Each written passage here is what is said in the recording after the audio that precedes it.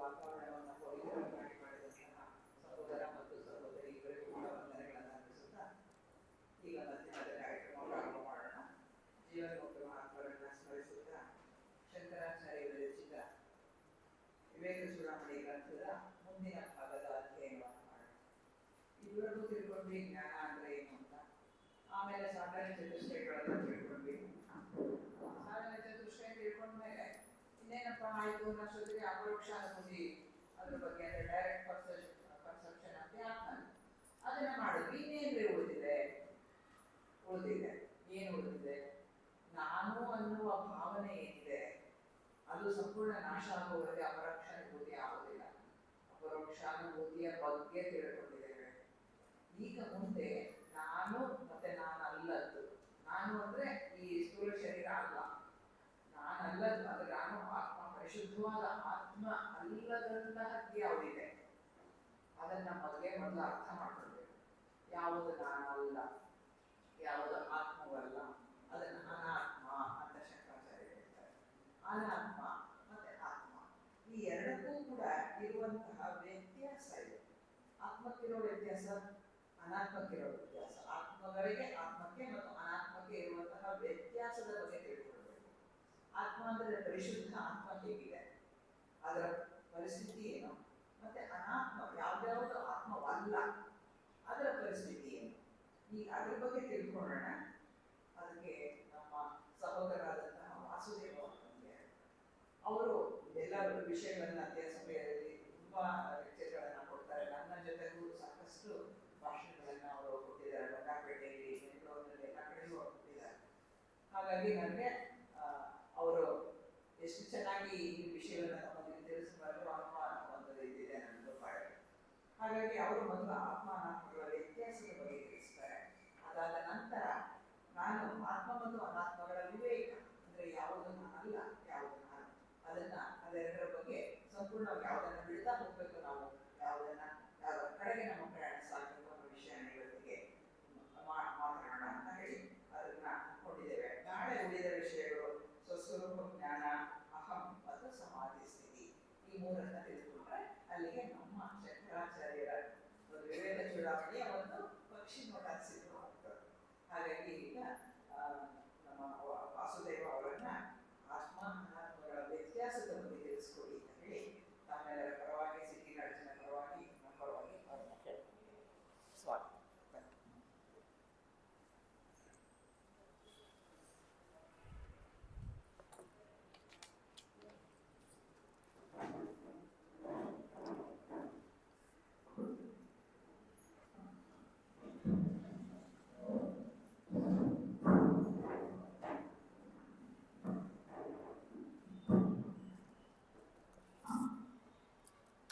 ಆನೋ ಭದ್ರಾಃ ಕರ್ತವ್ಯಂತು ವಿಶ್ವತಃ. ಸದ್ಭಾವನೆಗಳು ಎಲ್ಲ ದಿಕ್ಕುಗಳಿಂದ ಮೂಡಿಬರಲಿ. ಮಾನ್ಯ ಸಹೋದರ ಸಹೋದರಿಯರೇ, ಈ ದಿನದ ವಿಚಾರ ಆತ್ಮ ಮತ್ತು ಅನಾತ್ಮ. ಇದು ವಿವೇಕ ಚೂಡಾಮಣಿಯಿಂದ ಆರಿಸ್ಕೊಂಡಿರ್ತಕ್ಕಂಥ ವಿಷಯ. ಯಾರು ಬರೆದಿರೋದು ವಿವೇಕ ಚೂಡಾಮಣಿ? ಶಂಕರಾಚಾರ್ಯ. ಶಂಕರಾಚಾರ್ಯರ ಮುಖ್ಯ ಸಿದ್ಧಾಂತ ಏನು? ಅದ್ವೈತ. ಅಂದರೆ ಇರುವುದು ಒಂದೇ, ಎರಡನೇದಕ್ಕೆ ಸ್ಥಾನ ಇಲ್ಲ, ಎರಡನೇದು ಇಲ್ಲವೇ ಇಲ್ಲ, ಇರುವುದೇ ಒಂದು. ಈಗ ನಾವೇನು ಪ್ರಸ್ತಾಪ ಮಾಡ್ತಾ ಇದ್ದೀವಿ? ಎರಡು ಬರ್ತಾ ಇದೆಯಲ್ಲ, ದ್ವೈತ ಇದಲ್ಲ, ಎರಡು ಬರ್ತಾ ಇದೆಯಲ್ವಾ? ಇದಕ್ಕೆ ಮೂಲ ಇರಬೇಕಲ್ಲ, ಅವರ ಸಿದ್ಧಾಂತಕ್ಕೆ ಚ್ಯುತಿ ಬರಬಾರ್ದಲ್ವಾ? ಶಂಕರಾಚಾರ್ಯರ ಉದ್ದೇಶ ಏನಿದೆಯೋ, ಅದ್ವೈತ ಸಿದ್ಧಾಂತ ಅನ್ನೋದೇನಿದೆಯೋ ಅದರ ತಳಹದಿ ಅದಿರಬೇಕು. ನಾವು ಏನೇ ಮಾತಾಡಿದ್ರೂ ಕೂಡ ತಳಹದಿ ಅದಿರಬೇಕು. ಅದರ ಮೇಲೆ ನಾವು ಎಲ್ಲನೂ ಏನೇನು ವಿಷಯ ಮಾತಾಡಬೇಕು ಅವೆಲ್ಲ ವಿಷಯ ಮಾತಾಡಬೇಕು. ತಳಹದಿ ಏನಂದರೆ ಇರುವುದು ಒಂದೇ. ಹಾಗಾದರೆ ಈಗ ಎರಡು ಯಾಕೆ ಬಂತು? ಆತ್ಮ ಅನಾತ್ಮ ಅನ್ನೋದು ಎರಡು ಬಂತಲ್ಲ, ಯಾಕೆ ಬಂತು, ಎಲ್ಲಿ ಬಂತು, ಅದು ಸ್ವಲ್ಪ ವಿಚಾರ ಮಾಡೋಣ. ಇರುವುದು ಒಂದೇ ಅಂದಾಗ ಎರಡು ಬಂದಿದೆ, ಅದಕ್ಕೆ ಅದರ ಹುಟ್ಟಿಗೆ ಕಾರಣ ಇರಬೇಕಲ್ಲ, ಎರಡರ ವಿಭೇದ ಎಲ್ಲಾಯಿತು ಅಂತ. ಅದಕ್ಕೆ ನಮ್ಮ ಥಿಯಾಸಫಿ ಸಾಹಿತ್ಯನೂ ಸ್ವಲ್ಪ ಬೆಳೆಸ್ಕೊಳ್ಳೋಣ. ನಾನು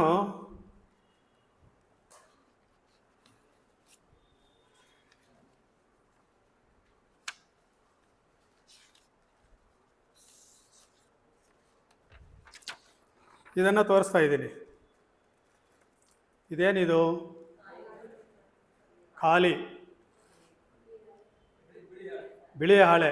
ಇದರಲ್ಲಿ ಏನಾದರೂ ನಮಗೆ ಗೊತ್ತಿರುವಂಥದ್ದು, ಗುರುತು ಮಾಡ್ತಕ್ಕಂಥದ್ದು ಅಥವಾ ಐಡೆಂಟಿಫಿಕೇಷನ್ ಮಾಡ್ತಕ್ಕಂಥದ್ದು ಏನಾದರೂ ಇದೆಯಾ? ಇಲ್ಲ. ಈ ಪೇಪರ್ ಬಿಟ್ಟು ನಾನು ಹೇಳ್ತಾ ಇರೋದು ಬಿಳಿ ಇದೆ ಅಷ್ಟೇ. ಅಂದರೆ ಸರ್ ಖಾಲಿ ಖಾಲಿ ಅಂದರೆ ಇದನ್ನು ಒಂದು ಪದದಿಂದ ಉಪಯೋಗಿಸ್ತೇನೆ. ಅದನ್ನು ಇಲ್ಲಿನ್ನೂ ಸೃಷ್ಟಿ ಕಾರ್ಯ ಪ್ರಾರಂಭ ಆಗಿಲ್ಲ. ಶೂನ್ಯ, ಖಾಲಿ ಜಾಗ. ಇದನ್ನು ದೇವರನ್ನು ನಂಬುವವರು ಇದನ್ನೇನಂತಾರೆ? ಶೂನ್ಯದಲ್ಲಿರ್ತಕ್ಕಂಥ ಮಹತ್ವ ಅಂತ ಹೇಳ್ತಾರೆ. ಅಂದರೆ ಹಿರಣ್ಯ ಗರ್ಭ ಅಂತ ಹೇಳ್ತಾರೆ. ಅಂದರೆ ಎಲ್ಲಕ್ಕೂ ಮೂಲವಾಗಿರ್ತಕ್ಕಂಥದ್ದು ಅಂತ. ಅಲ್ಲಿ ಏನು ಇಲ್ಲ ಅಲ್ಲ. ಉಪನಿಷತ್ತಿನಲ್ಲಿ ಒಂದು ಕತೆ ಬರುತ್ತೆ. ಏನಂದರೆ ಒಬ್ಬ ಮಾಂತ್ರಿಕ ಏನು ಮಾಡ್ತಾನೆ ಅಂದರೆ ಅವನು ಡೈ ಅಂದರೆ ಏನು ಗೊತ್ತಲ್ವ? ಕಲರ್ ಹಾಕೋದು ಅಂತ. ಅಂದರೆ ಬಟ್ಟೆಗಳಿಗೆ ಕಲರ್ ಹಾಕೊಡೋದು ಅಂತ. ಅವನು ಬಕೆಟಲ್ಲಿ ಇಟ್ಕೊಂಡಿರ್ತಾನೆ, ಜನ ಇರ್ತಾರೆ. ಅವನು ಮಾಂತ್ರಿಕ. ನಿಮ್ಗೆ ಯಾವ ಬಣ್ಣ ಬೇಕೋ ಅದನ್ನು ಹಾಕ್ಕೊಡ್ತಾನೆ.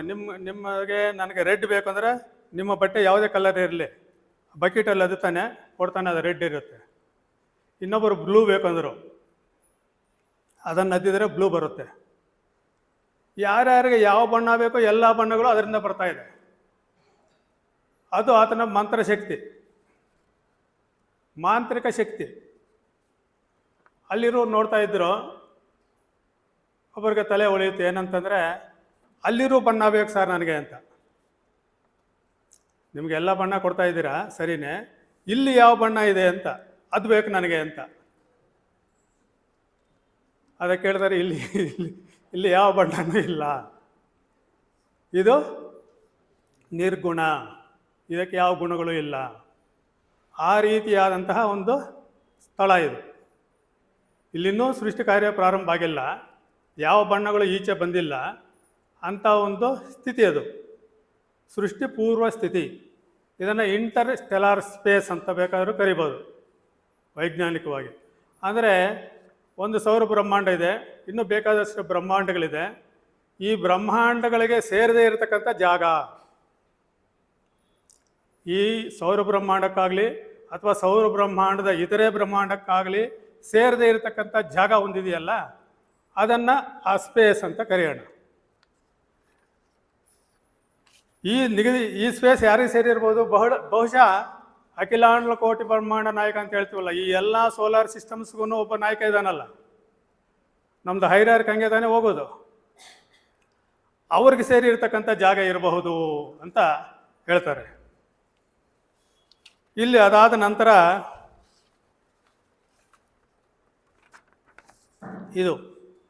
ಇದೇನಿದು? ಒಂದು ಚುಕ್ಕೆ ಇದೆ.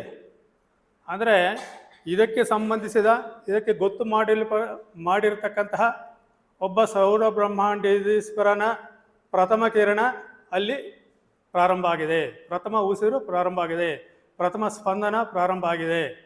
ಇದು ಚುಕ್ಕೆಯ ರೂಪದಲ್ಲಿದೆ. ಯಾವಾಗ ಕೇಂದ್ರ ಆಗುತ್ತೋ ಆವಾಗ ಆಟೋಮೆಟಿಕ್ಕಾಗಿ ಏನಾಗುತ್ತೆ? ಪರದೆ ಆಗುತ್ತೆ.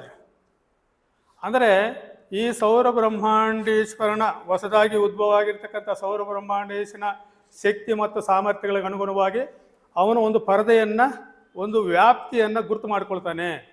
ಅವನ ಶಕ್ತಿ ಎಷ್ಟು ವ್ಯಾಪ್ತಿ ಹೊಂದಿರುತ್ತೋ ಅಷ್ಟು ವ್ಯಾಪ್ತಿಗೂ ಕೂಡ ಒಂದು ಸರ್ಕಲ್ ಅಂದರೆ ಪರದೆ ಬರುತ್ತೆ, ಒಂದು ವ್ಯಾಪ್ತಿ ಬರುತ್ತೆ. ಅಂದರೆ ಈ ಸೌರ ಬ್ರಹ್ಮಾಂಡೇಶ್ವರನಿಗೆ ಸೇರಿರ್ತಕ್ಕಂತಹ ವ್ಯಾಪ್ತಿ ಅಂದರೆ ಅವನ ಕಾರ್ಯಕ್ಷೇತ್ರ, ಈ ಬ್ರಹ್ಮಾಂಡೇಶ್ವರನ ಕಾರ್ಯಕ್ಷೇತ್ರ. ಈ ಕಾರ್ಯಕ್ಷೇತ್ರದಲ್ಲಿ ಏನು ಮಾಡ್ತಾನೆ ಅಂದರೆ ಪ್ರಥಮ ಬಾರಿಗೆ ನಾವು ಯಾವ ರೀತಿ ನೀರಿನಲ್ಲಿ ಒಂದು ಗಾಳಿಯನ್ನು ಊದಿದಾಗ ಏನು ಪರಿಣಾಮ ಆಗುತ್ತೆ? ಬಬಲ್ಸ್ ಬರುತ್ತೆ. ಬಬಲ್ಸ್ನಲ್ಲಿ ಏನಿರುತ್ತೆ? ಒಳಗಡೆ ಗಾಳಿ ಇರುತ್ತೆ, ಊದಿದಂಥ ಆ ಬ್ರಹ್ಮಾಂಡೇಶ್ವರನ ಶಕ್ತಿ ಇರುತ್ತೆ. ಅದರ ಸುತ್ತಲೂ ಏನಿರುತ್ತೆ? ಬಬಲ್ಗೆ ಪರದೆ ಇರುತ್ತೆ, ಅದು ಗುಳ್ಳೆಗಳು ಅಂತ ಹೇಳ್ತೀವಿ ನಾವು. ಆ ರೀತಿಯಾದಂತಹ ಶಕ್ತಿ ಕೇಂದ್ರಗಳು ಉದ್ಭವ ಆಗುತ್ತೆ ಪ್ರಥಮ ಬಾರಿಗೆ, ಸರಳವಾಗಿರ್ತಕ್ಕಂಥ ಶಕ್ತಿ ಕೇಂದ್ರಗಳು. ಆವಾಗ ನಾವು ಎರಡು ವಿಭಾಗ ಮಾಡ್ತೀವಿ ನಾವು. ಒಂದು ಒಳಗಡೆ ಇರತಕ್ಕಂತಹ ಖಾಲಿ ಜಾಗ ಚೇತನ, ಅಂದರೆ ಭಗವಂತನಿಂದ ಬಂದಿರತಕ್ಕಂಥ ಚೇತನ. ಇನ್ನೊಂದು ಅದನ್ನು ಸುತ್ತುವರೆದಿರ್ತಕ್ಕಂಥ ಪರದೆ, ಅದು ಪ್ರಕೃತಿ. ಒಂದು ಪುರುಷ, ಇನ್ನೊಂದು ಪ್ರಕೃತಿ. ಈ ಪುರುಷ ಮತ್ತು ಪ್ರಕೃತಿ ಇದು ಬೇರೆ ಬೇರೆ ರೀತಿಯಲ್ಲಿ ಸಂಯೋಜನೆ ಹೊಂದಿ ವಿಘಟನೆಗಳಾಗಿ ನಮಗೆ ಸೃಷ್ಟಿ ಕಾರ್ಯ ಪ್ರಾರಂಭ ಆಗಿ ಕೊನೆಗೆ ಯಾವ ಮಟ್ಟಕ್ಕೆ ಬರುತ್ತೆ ಅಂದರೆ ಅದನ್ನು ನಾವು 7 ಸಾಂದ್ರತೆಗಳಿರ್ತಕ್ಕಂಥ ಲೋಕಗಳು ಅಂತ ಕರಿತೀವಿ. 7 ನಾನು ಸರಳವಾಗಿ ಹೇಳ್ತಾ ಇದ್ದೀನಿ, ಅದು ಒಂದೊಂದು ಸಬ್ಜೆಕ್ಟ್ ಕೂಡ ಒಂದು ಕ್ಲಾಸ್ ಮಾಡುವುದು. ಅದಕ್ಕೋಸ್ಕರ ನಮಗೆ ಒಂದು ಐಡಿಯಾ ಬರಲಿ, ಪ್ರಕೃತಿ ಮತ್ತು ಪುರುಷ ಅನ್ನೋದಕ್ಕೆ ಒಂದು ಐಡಿಯಾ ಬರಲಿ ಅಂತ ಸರಳವಾಗಿ ಅದನ್ನು ಎಕ್ಸ್ಪ್ಲೇನ್ ಮಾಡ್ತಾ ಇದ್ದೀನಿ. ಸಿಂಪಲ್ಲಾಗಿ ಜಂಪ್ ಮಾಡಿಕೊಂಡು ಹೋಗ್ತಾ ಇದ್ದೀನಿ. ಅಲ್ಲಿ ಏನಾಗುತ್ತೆ? ಒಂದು ಎರಡು ಆಯಿತು, ಒಂದು ಪ್ರಕೃತಿ, ಒಂದು ಪುರುಷ ಅಂತ. ಅದು ಎಲ್ಲ ಮಟ್ಟಗಳಲ್ಲೂ ಕೂಡ ಸಾಂದ್ರತೆ ಜಾಸ್ತಿ ಆದಷ್ಟು ಕೂಡ ಈ ಸ್ಥೂಲ ಲೋಕದವರೆಗೂ ಬರುತ್ತೆ ಸಾಂದ್ರತೆ, ಡೆನ್ಸಿಟಿ ಅಂತ ಹೇಳ್ತೀವಿ. ಡೆನ್ಸಿಟಿ ಕಡಿಮೆ ಇರತಕ್ಕಂಥ ಲೋಕಗಳೆಲ್ಲ ಮೇಲ್ಭಾಗ ಕೆಳಭಾಗ ಅನ್ನೋದು ಕೂಡ ಮತ್ತೆ ನಾವು ಕನ್ಫ್ಯೂಷನ್ ಮಾಡ್ಕೋಬಾರ್ದು. ಸಾಂದ್ರತೆಯಲ್ಲಿ ಒಂದಕ್ಕಿಂತ ಒಂದು ಸೂಕ್ಷ್ಮವಾಗಿರುವುದು ಅಂತ ನಾವು ಪರಿಗಣನೆ ಮಾಡ್ಕೋಬೇಕು. ಆದಿ ಲೋಕದಿಂದ ಹಿಡಿದು ಸ್ಥೂಲ ಲೋಕದವರೆಗೂ ಕೂಡ 7 ಪ್ರಕೃತಿ ಮಟ್ಟದ ಲೋಕಗಳು ಅದು ಹೆಂಗಿರುತ್ತೆ? ಒಂದರಲ್ಲೊಂದು ಓತಪ್ರೋತವಾಗಿರುತ್ತೆ ಅಂತ ನಮ್ಮ ಇತಿಹಾಸ ಸಾಹಿತ್ಯದಲ್ಲಿ ಹೇಳುತ್ತೆ. ಅಂದರೆ ಒಂದರಲ್ಲಿ ಒಂದು ಸೇರಿಕೊಂಡಿದೆ ಅಂತ, ಅದೇ ಸ್ಪೇಸ್ನಲ್ಲೇ ಎಲ್ಲವೂ ಆಕ್ಯುಪೈ ಮಾಡಿಕೊಂಡಿದೆ ಅಂತ. ಇದು ಅಲ್ಲಿಗೆ ಎಲ್ಲಿಗೆ ಬಂದಿದ್ದೀವಿ ನಾವು? ಪ್ರಕೃತಿ ಮತ್ತು ಪುರುಷ ಮತ್ತು ಲೋಕಗಳ ಸೃಷ್ಟಿ. ಇದಕ್ಕೆ ಆಚಾರ್ಯರು, ಶಂಕರಾಚಾರ್ಯರು ವೇದಾಂತ ಭಾಷೆಯಲ್ಲಿ ಪಂಚೀಕರಣ ಅಂತಲೂ ಕೂಡ ಕರೀತಾರೆ. ಪಂಚೀಕರಣ ಅಂದರೆ ಏನಂತಾರೆ ಅದನ್ನು? ಪೃಥ್ವಿ, ಆಪ್, ತೇಜು, ವಾಯು, ಆಕಾಶ ಇವೆಲ್ಲ ಸೃಷ್ಟಿಯಾಗಿದೆ ಅದರಿಂದ. ಇದನ್ನು ಪಂಚೀಕರಣ ಅಂತ ಕರೀತಾರೆ. ಇದರಲ್ಲಿ ಪ್ರಕೃತಿಗೆ ಇರತಕ್ಕಂಥ ಗುಣಗಳು ಯಾವುದು? ಪ್ರಕೃತಿ ಅಂತ ಹೇಳಿದವಲ್ಲ, ಪ್ರಕೃತಿಗೆ ಕೆಲವು ಗುಣಗಳಿದೆ, ಅದಕ್ಕಾದಂಥದ್ದೇ ಗುಣಗಳಿದೆ. ಯಾವುದದು?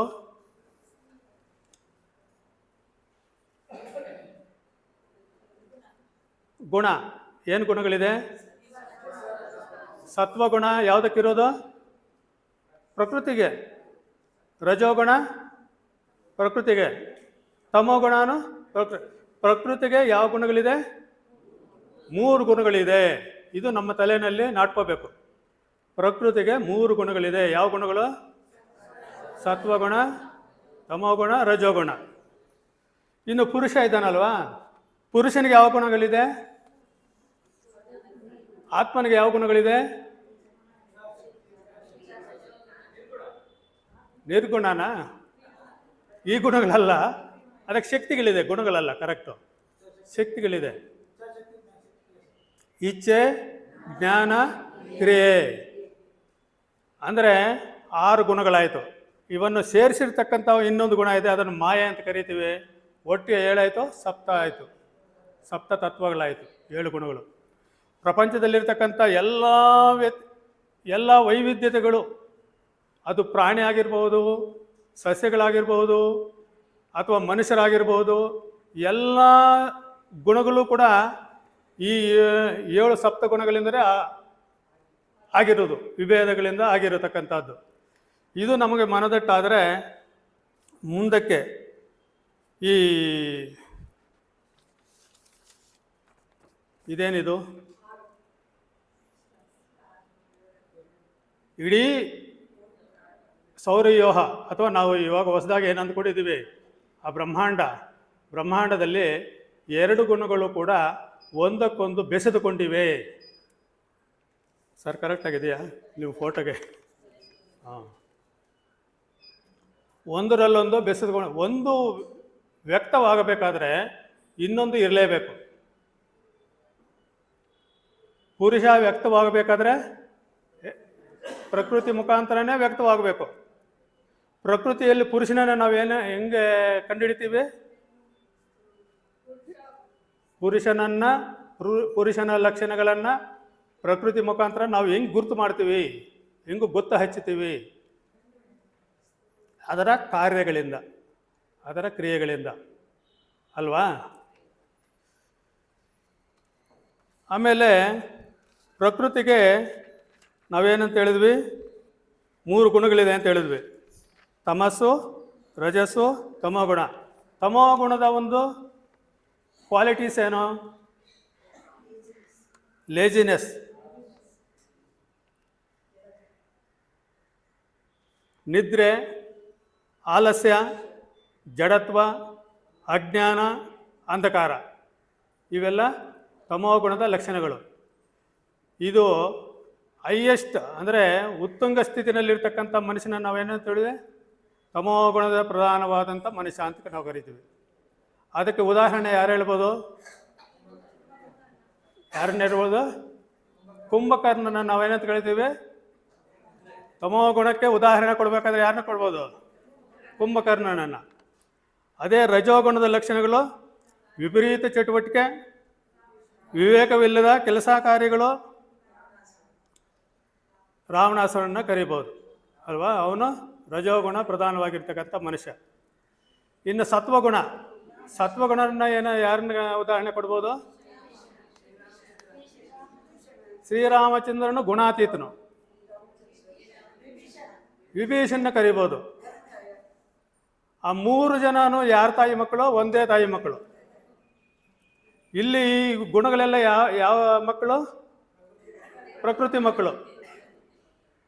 ಇದನ್ನು ನಾವು ಸ್ವಲ್ಪ ಹಿನ್ನೆಲೆಯಲ್ಲಿ ಇಟ್ಕೊಂಡ್ರೆ ಇದು ಸರಿಯಾಗಿ ಜ್ಞಾಪಕ ಬಂದುಬಿಡುತ್ತೆ. ಅಂದರೆ ಆ 3 ಕೂಡ ಒಂದೇ ತಾಯಿಯ ಮಕ್ಕಳು. ಒಬ್ಬನ ಸಾತ್ವಿಕ ಸ್ವಭಾವ, ಒಬ್ಬನು ರಜೋಗುಣದ ಸ್ವಭಾವ, ಒಬ್ಬನು ತಮೋಗುಣದ ಸ್ವಭಾವ. ತಮೋಗುಣ ಇದ್ದಾಗ ಏನಾಗುತ್ತೆ? ತಮೋಗುಣಕ್ಕೆ ವಿಶೇಷವಾದಂತಹ ಒಂದು ಲಕ್ಷಣ ಇದೆ. ಏನದು? ಅಜ್ಞಾನ ಅಲ್ಲ, ಆವರಣ ಶಕ್ತಿ ಅಂತ. ಆವರಣ ಶಕ್ತಿ ಅಂದರೆ ಆವರಿಸ್ಕೊಳ್ಳೋದು ಅಂತ. ಇವನಿಗೇನು ಆವರಿಸ್ಕೊಂಡು ಬಿಟ್ಟಿದೆ ಅಂತಾರಲ್ಲ, ನಿದ್ದೆ ಕೂಡ ಆವರಿಸ್ಕೊಳ್ಳುತ್ತೆ ನಮ್ಮನ್ನು. ಊಟ ಜಾಸ್ತಿ ಮಾಡಿಬಿಟ್ರೆ ಏನಾಗುತ್ತೆ? ನಿದ್ದೆ ಆವರಿಸ್ಕೊಳ್ಳುತ್ತೆ. ಈಗ ಊಟ ಮಾಡ್ಕೊಂಡು ಬಂದಿದ್ದೀವಲ್ಲ, ಅದರ ಅನುಭವ ನಮಗೆ ಆಗುತ್ತೆ. ನಾವು ಹಿಂಗೆ ತೆಗಿತಾ ಇರ್ತೀವಿ, ಅದು ಆವರಿಸ್ಕೊಳ್ತಾ ಇರುತ್ತೆ. ನಾವು ಬಲವಂತವಾಗಿ ನೋಡ್ತಾ ಇರ್ತೀವಿ, ಅದು ಆವರಿಸ್ಕೊಳ್ಳುತ್ತೆ. ಅದಕ್ಕೆ ಅದನ್ನು ತಮೋಗುಣಕ್ಕೆ ಇರತಕ್ಕಂಥ ಶಕ್ತಿ ಯಾವುದು? ಆವರಣ ಶಕ್ತಿ, ಆವರಿಸ್ಕೊಳ್ಳುತ್ತೆ ಅದು. ರಜೋಗುಣಕ್ಕೆ ಇರ್ತಕ್ಕಂಥ ಶಕ್ತಿ ಯಾವುದು? ವಿಕ್ಷೇಪ ಶಕ್ತಿ ಅಂತಾರೆ ಅದನ್ನು. ವಿಕ್ಷೇಪ ಅಂದರೆ ಇಲ್ಲದೆ ಇರೋದನ್ನೆಲ್ಲ ಕಲ್ಪನೆ ಮಾಡ್ಕೊಳ್ಳೋದು. ನಮ್ಮನ್ನು ಅವ್ರು ಯಾರು ಬೈದೇ ಇರಲ್ಲ, ನಮ್ಮಷ್ಟಕ್ಕೆ ನಾವೇ ಅಂದ್ಕೊಳ್ಳೋದು. ಓ, ನನ್ನ ಕಡೆ ಈಗ ನೋಡ್ದ, ಅವನೇನೋ ಬೈಕೊಳ್ತಾ ಇದ್ದಾನೆ, ಇಲ್ಲ ಅಂದರೆ ಹಂಗೆ ನೋಡೋದು ಹಿಂಗಾಗ್ತಾಯಿತ್ತು. ಹಂಗೆ ಇಲ್ಲದೆ ಇರೋದನ್ನು ಕಲ್ಪಿಸ್ಕೊಳ್ಳೋದು, ವಿಪರೀತ ಚಟುವಟಿಕೆ ಮಾಡೋದು, ರಾಗದ್ವೇಷಗಳನ್ನು ಬೆಳೆಸ್ಕೊಳ್ಳೋದು, ಅದರ ಜೊತೆಯಲ್ಲಿ ಇವೆಲ್ಲ ಬಂದುಬಿಡುತ್ತೆ. ಅದು ವಿಕ್ಷೇಪ ಶಕ್ತಿ ಅಂತ ರಜೋಗುಣಕ್ಕೆ ಇರ್ತಕ್ಕಂಥದ್ದು. ತಮೋಗುಣಕ್ಕೆ ನಾವು ಈಗ ಎಲ್ಲಿಗೆ ಬಂದಿದ್ದೇವೆ ಅಂದರೆ, ಒಂದು ಪ್ರಕೃತಿ ಇದೆ, ಒಂದು ಪುರುಷ ಇದೆ. ನಾವು ಅವೆರಡನ್ನೂ ಕೂಡ ಸೇರಿಕೊಂಡಿದೆ. ಯಾಕೆ ಸೇರಿಕೊಂಡಿದೆ ಅನ್ನೋದಕ್ಕೆ ಇಲ್ಲಿ ಆನ್ಸರ್ ಬರುತ್ತೆ. ಯಾಕೆ ಸೇರಿಕೊಂಡಿದೆ ಹೇಳ್ರೆ? ಈಗ ತಾನೇ ಹೇಳಿದೆ ನಾನು, ತಮೋಗುಣ ಇರ್ತಕ್ಕಂಥ ಪ್ರಧಾನವಾಗಿರ್ತಕ್ಕಂಥ ಪ್ರಕೃತಿನೂ ನಮ್ಮ ಜೊತೆಯಲ್ಲಿ ಇರೋದ್ರಿಂದ, ಪುರುಷನ ಜೊತೆಯಲ್ಲಿ ಇರೋದ್ರಿಂದ ಅದೇನು ಮಾಡುತ್ತೆ? ಪುರುಷನನ್ನು ಆವರಿಸ್ಕೊಳ್ಳುತ್ತೆ. ಅಂದರೆ ಇಚ್ಛಾ ಜ್ಞಾನ ಕ್ರಿಯಾಶಕ್ತಿಗಳನ್ನು ಏನು ಮಾಡುತ್ತೆ? ಅದು ಆವರಿಸ್ಕೊಳ್ಳುತ್ತೆ. ಎಷ್ಟೆಷ್ಟು ಪ್ರಬಲವಾಗಿ ಆವರಿಸ್ಕೊಳ್ಳುತ್ತೋ ಅಷ್ಟೆಷ್ಟು ಪ್ರಬಲವಾಗಿ ಅಷ್ಟು ಕುಂಠಿತವಾಗುತ್ತೆ. ಯಾವುದೋ ಇಚ್ಛಾ ಜ್ಞಾನ ಕ್ರಿಯಾಶಕ್ತಿಗಳು ಪುರುಷನ ಒಂದು ಕ್ವಾಲಿಟೀಸ್. ಪುರುಷನ ಗುಣಗಳೇನಿದೆ ಅಂದರೆ ಅದು ಚೈತನ್ಯಪೂರ್ಣವಾಗಿರ್ತಕ್ಕಂಥದ್ದು ಪುರುಷ ಅಂತ ನಾವು ಹೇಳ್ತೀವಿ. ಅಂದರೆ ಅದು ಫುಲ್ ಫ್ಲೆಡ್ಜ್ ಆಗಿ ಅದರ ಸ್ವಸ್ವರೂಪದಲ್ಲಿ ಅದಕ್ಕೆ ಯಾವ ಅಡಚಣೆಗಳು ಇದ್ದಾಗ ಅದು ಸಂಪೂರ್ಣ ಜ್ಞಾನಶಕ್ತಿ, ಇಚ್ಛಾಶಕ್ತಿ, ಕ್ರಿಯಾಶಕ್ತಿಗಳಿಂದ ಕೂಡಿರುತ್ತೆ. ಆದರೆ ಈಗ ನಮ್ಮಲ್ಲಿ ನಾವು ಕೂಡ ಎರಡರ ಒಂದು ಸಂಯೋಗ, ಪುರುಷ ಮತ್ತು ಪ್ರಕೃತಿಯ ಸಂಯೋಜನೆಯಿಂದ ಆಗಿರ್ತಕ್ಕಂಥ ಪ್ರಯೋಜನ ಏನಂದರೆ ಈ ಸೃಷ್ಟಿ ಕಾರ್ಯ. ಪ್ರತಿಯೊಂದು ಜೀವಿ ಉದ್ಭವ ಆಗಬೇಕಾದ್ರೂ, ಪ್ರತಿಯೊಂದು ವಸ್ತು ಉದ್ಭವ ಆಗಬೇಕಾದ್ರೂ ಅದೇನಾಗಬೇಕು? ಪ್ರಕೃತಿ ಮತ್ತು ಪುರುಷ ಎರಡರ ಸಂಯೋಗದಿಂದ ನಾವು ಉತ್ಪತ್ತಿ ಆಗಿರ್ತಕ್ಕಂಥದ್ದು ಜೀವಾತ್ಮಗಳು ನಾವು. ಆದ್ದರಿಂದ ನಮ್ಮಲ್ಲಿ ಹೆಚ್ಚು ಹೆಚ್ಚು ನಾವು ಪ್ರಕೃತಿ ನಮ್ಮನ್ನು ಆವರಿಸ್ಕೊಂಡ್ರೆ ನಮ್ಮಲ್ಲಿರ್ತಕ್ಕಂಥ ಕ್ರಿಯಾಶಕ್ತಿ, ಜ್ಞಾನಶಕ್ತಿ ಮತ್ತು ಇಚ್ಛಾಶಕ್ತಿ ಕಡಿಮೆ ಆಗುತ್ತೆ. ಅದನ್ನು ನಾವು ಎಷ್ಟೆಷ್ಟು ದೂರ ಮಾಡ್ತಾ ಇರ್ತೀವೋ, ಅಂದರೆ ನಮ್ಮಲ್ಲಿರ್ತಕ್ಕಂಥ ಜ್ಞಾನಶಕ್ತಿ, ಇಚ್ಛಾಶಕ್ತಿ ಮತ್ತು ಕ್ರಿಯಾಶಕ್ತಿ ಅವು ಎಷ್ಟು ಪ್ರಬಲವಾಗಿರ್ತಾವೋ ಅಷ್ಟಷ್ಟು ಅದು ಮಾಯಾ ಅಂತಲೂ ಕರಿತೀವಿ ನಾವು ಅದನ್ನು. ಯಾವುದನ್ನು? ಪ್ರಕೃತಿಯನ್ನು ಮಾಯಾ ಅಂತ ಕರಿತೀವಿ. ಮಾಯಾ ಅಂದರೆ ಏನು? ಮಾಯ ಆಗಿಬಿಡ್ತು ಅಂತ ಹೇಳ್ತೀವಿ. ಮಾಯ ಆಗಿಬಿಟ್ರೆ ಅನ್ನೋದಂದರೆ ಏನು? ಮಾಯ ಅಂದರೆ ಎರಡು ಅರ್ಥಗಳಿದೆ. ಮಾಯ ಆವರಿಸ್ಕೊಳ್ಳೋದೊಂದು, ಮಾಯ ಮುಚ್ಕೊಳ್ಳೋದೊಂದು, ಅಥವಾ ಮಾಯ ಆಗ್ಬಿಡೋದೊಂದು. ಇದ್ದಕ್ಕಿದ್ದಂಗೆ ಮಾಯ ಆಗಿಬಿಡ್ತಾರೆ. ಈಗ ಎಷ್ಟೋ ರಾಜ ಮಹಾರಾಜರೆಲ್ಲ ಮಾಯ ಆಗ್ಬಿಟ್ಟಿದ್ದಾರೆ, ಹೋಗಿದ್ದಾರೆ ಇಲ್ವ? ನಮ್ಮಿಂದ ನಮ್ಮ ಪೂರ್ವಿಕರು, ಅವರ ಪೂರ್ವಿಕರು, ಕೋಟ್ಯಾಂತರ ಜನ ಎಲ್ಲ ಮಾಯ ಆಗಿಬಿಟ್ಟಿದ್ದಾರೆ ತಾನೆ. ಅದೊಂದು ಮಾಯ. ಅಥವಾ ಆವರಿಸ್ಕೊಂಡ್ರೆ ನಮ್ಮ ಬುದ್ಧಿ ಜ್ಞಾನಕ್ಕೆ ಏನಾದರೂ ಆವರಿಸ್ಕೊಂಡು ಬಿಟ್ರೆ ಅದೊಂದು ಮಾಯ. ಆವರಿಸ್ಕೊಳ್ಳೋದು ಅಂತ ಮಾಯಾಶಕ್ತಿ ಅಂತ ಕರಿತೀವಿ. ಇವು ಎರಡರ ಸಂಯೋಗದಿಂದ ಇವೆರಡನ್ನು ನಾವು ಸ್ವಲ್ಪ ತಿಳ್ಕೊಳ್ಳೋಣ. ಇದರ ಕ್ವಾಲಿಟೀಸ್ ಏನು, ಅದರ ಕ್ವಾಲಿಟೀಸ್ ಏನು ಅಂತ ಶಂಕರಾಚಾರ್ಯರ ಒಂದು ಭಾಷೆನಲ್ಲೇ ನಾವು ಅದನ್ನು, ಅವರ ಒಂದು ವಿವೇಕ ಚೂಡಾಮಣಿ ಇದೆಯಲ್ಲ, ಮೊದಲಿಗೆ ನಾವು ಈ ಪುರುಷ ಮತ್ತು ಪ್ರಕೃತಿ ಅಥವಾ ಆತ್ಮ ಮತ್ತು ಅನಾತ್ಮ ಅದರ ಕ್ವಾಲಿಟೀಸ್ ತಿಳ್ಕೊಂಡ್ರೆ ಯಾವುದು ಆತ್ಮ ಯಾವುದು ಅನಾತ್ಮ ಅನ್ನೋದನ್ನು ನಾವೆಲ್ಲರೂ ಸೇರಿ ಮತ್ತೆ ಡಿಸ್ಕವರ್ ಮಾಡೋಣ. ಮೊದಲನೇದು ಅನಾತ್ಮ. ಅನಾತ್ಮ ಅಂದರೆ ಅದರ ಕ್ವಾಲಿಟೀಸ್ ಹೆಂಗಿರುತ್ತೆ ಅಂತ ನಾವು ಮಾಡಿದಾಗ ಮಿಥ್ಯವಾದದ್ದು, ಅದು ಮಿಥ್ಯವಾದದ್ದು. ಅನಾತ್ಮ ಅಂದರೆ ಅದು ಮಿಥ್ಯವಾದದ್ದು. ಮಿಥ್ಯ ಅಂದರೆ ಸುಳ್ಳು ಅಂದರೆ ಇದ್ದಂಗೆ ತೋರಿಸುತ್ತೆ, ಅದು ಇಲ್ಲ, ಆ ಥರದ್ದು. ಅಶಾಶ್ವತವಾದದ್ದು, ಸ್ವಲ್ಪ ದಿನ ಇರುತ್ತೆ, ಇನ್ನು ಸ್ವಲ್ಪ ದಿನಕ್ಕೆ ಹೊರಟೋಗುತ್ತೆ. ಟೆಂಪರರಿ. ಕ್ಷಣಭಂಗುರವಾದದ್ದು, ಅದೇ ಟೆಂಪರವರಿ. ವಿಕಾರವಾಗುವುದು. ಮೊದಲು ನಾವು ಹೆಂಗಿದ್ವಿ, ಈಗ ಹೆಂಗಾಗಿದ್ದೀವಿ? ಮೊದಲಿದ್ದಂಗೆ 16 ವರ್ಷದಲ್ಲಿ ಇದ್ದಂಗೆ ಇದ್ದೀವ? ಸ್ವಲ್ಪ ವಿಕಾರಗಳಾಗ್ಬಿಟ್ಟಿದ್ದೇವೆ. ವಿಕಾರ ಆಗಿಬಿಟ್ಟಿದ್ದೀವಿ. ಅದು ಯಾವುದು ವಿಕಾರ ಆಗಿದೆಯೋ ಅದೆಲ್ಲ ಅನಾತ್ಮ. ಪರಿಣಾಮ ಹೊಂದುವುದು. ಎಷ್ಟೋ ಬದಲಾವಣೆಗಳು ಎಷ್ಟೋ ಆಗ್ತಾ ಇರುತ್ತೆ. ನಿರಂತರವಾದ ಬದಲಾವಣೆಗೆ ಒಳಪಟ್ಟಿದ್ದು, ಹುಟ್ಟು ಸಾವುಗಳಿಂದ ಕೂಡಿದ್ದು. ಯಾವುದಕ್ಕೆ ಹುಟ್ಟು ಸಾವಿದೆಯೋ ಅದೆಲ್ಲವೂ ಕೂಡ, ಅದೇನೇ ಆಗಿರಲಿ, ಅದೆಲ್ಲವೂ ಕೂಡ ಏನದು? ಅನಾತ್ಮ, ಆತ್ಮವಲ್ಲ. ಇನ್ನು ಆತ್ಮ ಯಾವುದು? ಆತ್ಮದ ಒಂದು ಗುಣವಿಶೇಷಗಳೇನು ಅಂದರೆ ಇದಕ್ಕೆ ವಿರುದ್ಧವಾದದ್ದೆಲ್ಲನೂ ಆತ್ಮನೇ. ಯಾವುದಾದದು? ಶಾಶ್ವತವಾದದ್ದು, ಹುಟ್ಟು ಸಾವುಗಳು ಇಲ್ಲದೇ ಇರತಕ್ಕಂಥದ್ದು, ಬದಲಾವಣೆ ಹೊಂದದೇ ಇರತಕ್ಕಂಥದ್ದು, ನಿತ್ಯವಾದದ್ದು. ಇವೆಲ್ಲವೂ ಕೂಡ ಆತ್ಮನ ಲಕ್ಷಣಗಳು. ಈಗ ನಾವು ನಮ್ಮನ್ನು ಪ್ರಶ್ನೆ ಮಾಡ್ಕೊಳ್ಳೋಣ, ಅನಾತ್ಮ ಯಾವುದು? ಈಗ ನಾನು ಒಂದೊಂದೇ ಕೇಳ್ತಾ ಇರ್ತೀನಿ. ಕಣ್ಣು ಯಾವುದು? ಹೆಂಗೆ? ಕಣ್ಣು ಹೆಂಗಿದ್ರೆ ಒಂದ್ಸಲ ಸರಿಯಾಗಿ ಕಾಣಿಸುತ್ತೆ, ಸ್ವಲ್ಪ ವಯಸ್ಸಾದ ಮೇಲೆ ಕಾಣಿಸಲ್ಲ, ಕಣ್ಣು ಕಾಣಿಸಲ್ಲ, ಅಥವಾ ಸ್ಪೆಕ್ಸ್ ಹಾಕ್ಕೋಬೇಕು, ಪರಿಣಾಮ ಹೊಂದುತ್ತೆ.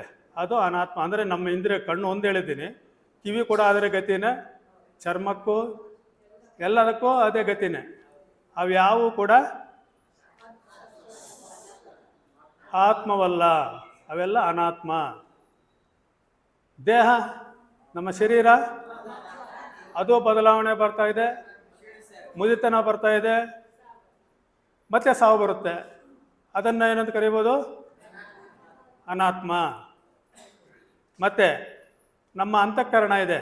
ಅಂತಃಕರಣ ಅಂದರೆ ವೇದಾಂತ ಭಾಷೆಯಲ್ಲಿ ಶಂಕರಾಚಾರ್ಯ ಏನು ಹೇಳಿದ್ದಾರೆ ಅಂದರೆ, ಆತ್ಮ ಇದು ಮನಸ್ಸು, ಬುದ್ಧಿ, ಅಹಂಕಾರ, ಚಿತ್ತ, ಈ 4 ಸೇರಿ ನಮ್ಮ ಇತಿಹಾಸ ಪರಿಭಾಷೆಯಲ್ಲಿ ಬೇರೆ ಇದೆ. ಅವರು ಈ 4 ಸೇರಿ ಅಂತಃಕರಣಗಳು ಅಂತ ಹೇಳ್ತಾರೆ. ಅಂತಃಕರಣ ಅಂದರೆ ಒಳಗಡೆ ಕೆಲಸ. ಆತ್ಮನಿಗೆ ಬಾಹ್ಯಕರಣಗಳು, ಅಂತಃಕರಣಗಳು ಅಂತ ವೇದಾಂತದಲ್ಲಿ ಡಿವೈಡ್ ಮಾಡ್ತಾರೆ. ಇವೆಲ್ಲ ಬಾಹ್ಯಕರಣಗಳು, ನಮ್ಮ ಪಂಚೇಂದ್ರಿಯಗಳು, ಜ್ಞಾನೇಂದ್ರಿಯಗಳು, ಕರ್ಮೇಂದ್ರಿಯ, ಅವೆಲ್ಲ ಸೇರಿ ನಮಗೆ ಬಾಹ್ಯಕರಣಗಳು. ಒಳಗಡೆ ಕೂಡ ನಮಗೆ ಕರಣಗಳಿದೆ, ಅಂತಃಕರಣಗಳಿದೆ. ಅಂದರೆ ಆತ್ಮನಿಗೋಸ್ಕರ ಕೆಲಸ ಮಾಡ್ತಕ್ಕಂಥ ಕರಣಗಳಿದೆ. ಆತ್ಮನ ಸೇವೆಯಲ್ಲಿ ಅವು ಇವೆ. ಆತ್ಮನಿಗೋಸ್ಕರ ಅವು ಕೆಲಸ ಮಾಡುತ್ತೆ, ಆತ್ಮನ ಒಂದು ಉಸ್ತುವಾರಿನಲ್ಲಿ ಕೆಲಸ ಮಾಡುತ್ತೆ. ಅವನ್ನು ಅಂತಃಕರಣಗಳು ಅಂತ ಕರೆದಿದ್ದಾರೆ. ಯಾವ್ಯಾವವು? ಮನಸ್ಸು, ಬುದ್ಧಿ, ಚಿತ್ತ, ಅಹಂಕಾರ. ಆ 3 ಸೇರಿ, ಆ 4 ಸೇರಿ ಅಂತಃಕರಣಗಳು. ಇವು ಯಾವುವು? ಹೆಂಗೆ? ಇರುತ್ತೆ, ಹೋಗುತ್ತೆ. ಒಂದೊಂದ್ಸಲ ಬುದ್ಧಿ ಸರಿಯಾಗಿ ಕೆಲಸ ಮಾಡುತ್ತೆ, ಒಂದೊಂದ್ಸಲ ಕೆಲಸ ಮಾಡಲ್ಲ. ಒಂದೊಂದ್ಸಲ ಜ್ಞಾಪಕ ಇಟ್ಕೊಳ್ತೀವಿ, ಇನ್ನೊಂದ್ಸಲ ಜ್ಞಾಪಕ ಇಟ್ಕೊಳ್ಳಲ್ಲ. ಆಮೇಲೆ ಚಿತ್ತ ಒಂದ್ಸಲ ಸರಿಯಾಗಿ ಕೆಲಸ ಮಾಡುತ್ತೆ, ಇನ್ನೊಂದ್ಸಲ ಸರಿಯಾಗಿ ಕೆಲಸ ಮಾಡಲ್ಲ. ಅಂದರೆ ವೇರಿಯೇಷನ್ಸ್ ಆಗ್ತಾ ಇರುತ್ತೆ. ಬುದ್ಧಿ ಭ್ರಮಣೆ ಅಂತ ಹೇಳ್ತೀವಿ, ಅದು ಕೂಡ ಬೇಕಾದರೆ ಆಗ್ಬಿಡುತ್ತೆ. ಹಂಗಾಗಿ ಅವೆಲ್ಲವನ್ನು ಯಾತಕ್ಕೆ ಸೇರಿಸ್ಬೋದು? ಅನಾತ್ಮಕ್ಕೆ ಸೇರಿಸ್ಬೇಕು. ಅಂದರೆ ಅದರ ಹಿನ್ನೆಲೆಯಲ್ಲಿರುವುದನ್ನೇನೇ ಮಾಡಬೇಕು? ಯಾವುದ್ರ ಮುಖಾಂತರ ಇವು ಕೆಲಸ ಮಾಡ್ತಾ ಇದೆಯೋ, ಯಾವುದರ ಪ್ರೆಸೆನ್ಸ್ ಇದ್ದರೆ ಇವೆಲ್ಲ ಕೆಲಸ ಮಾಡುತ್ತೋ, ಅದನ್ನು ಏನಂತ ಮಾಡಬೇಕು? ಆತ್ಮದ ಲೆಕ್ಕಕ್ಕೆ ಸೇರಿಸ್ಬೇಕು. ಅಲ್ಲಿಗೆ ಆತ್ಮ ಇವಾಗ ಎಲ್ಲಿದೆ? ಈಗ ನನ್ನ ಕಣ್ಣಿದೆ, ಕಣ್ಣು ಅನಾತ್ಮ ಅಂತ ಹೇಳ್ಬಿಟ್ಟಿವಿ ನಾವು ಆವಾಗಲೇ, ಮತ್ತು ಪಂಚೇಂದ್ರಿಯಗಳು ಅನಾತ್ಮ ಅಂತ ಹೇಳ್ಬಿಟ್ಟಿವಿ. ಅಲ್ಲಿಗೆ ಆತ್ಮ ಎಲ್ಲಿದೆ? ಆತ್ಮ ಇಲ್ಲ ಅಂದಿದ್ರೆ ಕಣ್ಣು ಕೆಲಸ ಮಾಡ್ತಾ ಇತ್ತಾ? ಇಲ್ಲ. ಹಂಗಾಗಿ ಆತ್ಮ ಅನ್ನೋದರ ಪ್ರೆಸೆನ್ಸ್ನಲ್ಲಿ ನಮ್ಮ ಪಂಚೇಂದ್ರಿಯ ಕೆಲಸ ಮಾಡ್ತಾ ಇದೆ. ಆದರೆ ಪಂಚೇಂದ್ರಿಯಗಳು ಇರುವುದರಿಂದ ಆತ್ಮ ಇಲ್ಲ. ಪಂಚೇಂದ್ರಿಯಗಳ ಆಧಾರದ ಮೇಲೆ ಆತ್ಮ ಇಲ್ಲ. ಅಂದರೆ ಪಂಚೇಂದ್ರಿಯಗಳು ಹೋದ ತಕ್ಷಣ ಆತ್ಮ ಇಲ್ಲದೆ ಹೋಗಲ್ಲ. ಅರ್ಥ ಆಯ್ತಲ್ಲ? ಅಂದರೆ ಅದರ ಹಿನ್ನೆಲೆಯಲ್ಲಿರ್ತಕ್ಕಂಥದ್ದು ಆತ್ಮನೇ. ಮತ್ತೆ ನಮ್ಮ ದೇಹ ಬದುಕಿರಬೇಕಾದ್ರೆ ಆತ್ಮ ಇರಬೇಕು.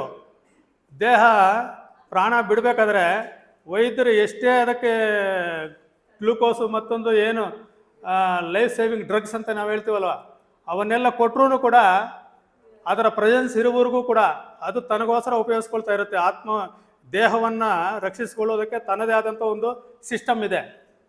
ಅದರ ಮುಖಾಂತರ ಅದು ರಕ್ಷಣೆ ಮಾಡ್ಕೊಳ್ತಾ ಇರುತ್ತೆ.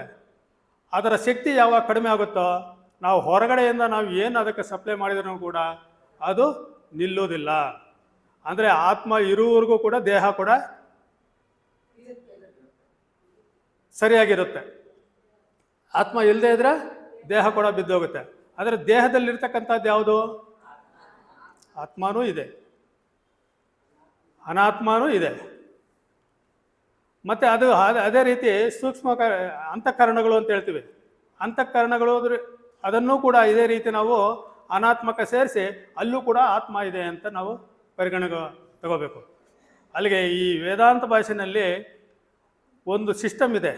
ಸತ್ಯವನ್ನು ನಾವು ಕಂಡುಹಿಡಿಯಬೇಕಾದ್ರೆ ನಮಗೆ ಏನು ಪರಿಚಿತ ಆಗಿದೆಯೋ ಅಲ್ಲಿಂದ ಹೋಗಬೇಕು. ಈಗ ನಾನು ಕಾಶಿ ಯಾತ್ರೆ ಹೋಗಬೇಕು.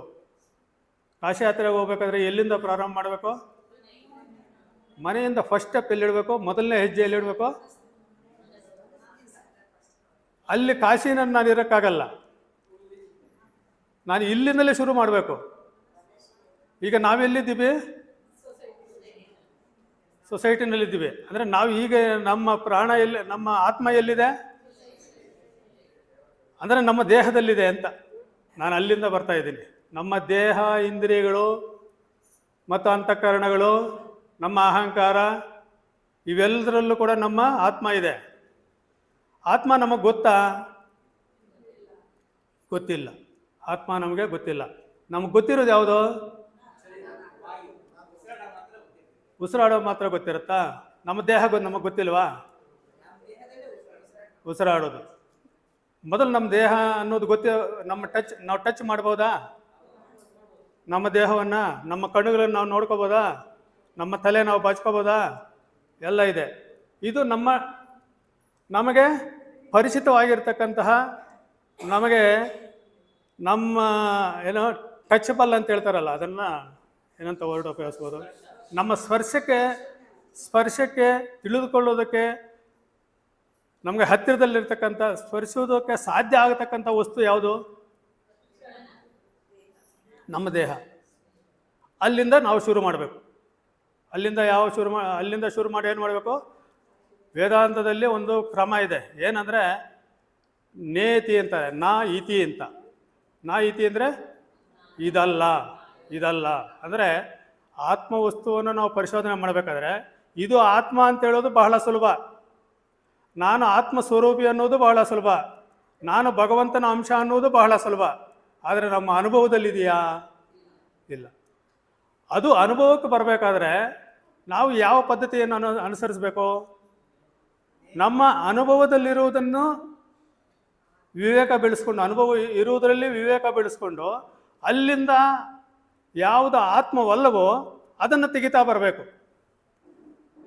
ಅದು ಸುಲಭವಾದ ಮಾರ್ಗ ಮತ್ತು ಸರಿಯಾದ ಮಾರ್ಗ ಅಂತ ಹೇಳ್ಕೋಬೋದು. ಅಂದರೆ ಊಹೆ ಮಾಡ್ತಕ್ಕಂಥ ಪ್ರಮೇಯ ಇರುವುದಿಲ್ಲ ಇಲ್ಲಿ. ಇದು ನಾವು ಊಹೆ ಮಾಡ್ತಾ ಇದ್ದೀವಾ? ದೇಹ ಅನಾತ್ಮ ಅನ್ನೋದನ್ನು ತಿಳ್ಕೊಬೇಕಾದ್ರೆ ನಾವು ಊಹೆ ಮಾಡ್ಕೊಂಡಿದ್ದೀವಾ? ಇಲ್ಲ. ನಾವೇನು ಮಾಡ್ತಾ ಇದ್ವಿ? ನಿಜವಾಗಲೂ ಕೂಡ ಅದರ ಯೋಗ್ಯತೆ ಏನು ಅಂತ ತಿಳ್ಕೊಂಡು ಇದು ಶಾಶ್ವತ ಅಲ್ಲ ಅಂತ ನಮಗೆ ಮನದಟ್ಟಾದ ನಂತರನೇ ನಾವು ಏನು ಮಾಡ್ತಾ ಇದ್ವಿ? ಇದು ಅನಾತ್ಮ ಅಂತ ಕರಿತಾ ಇದ್ವಿ.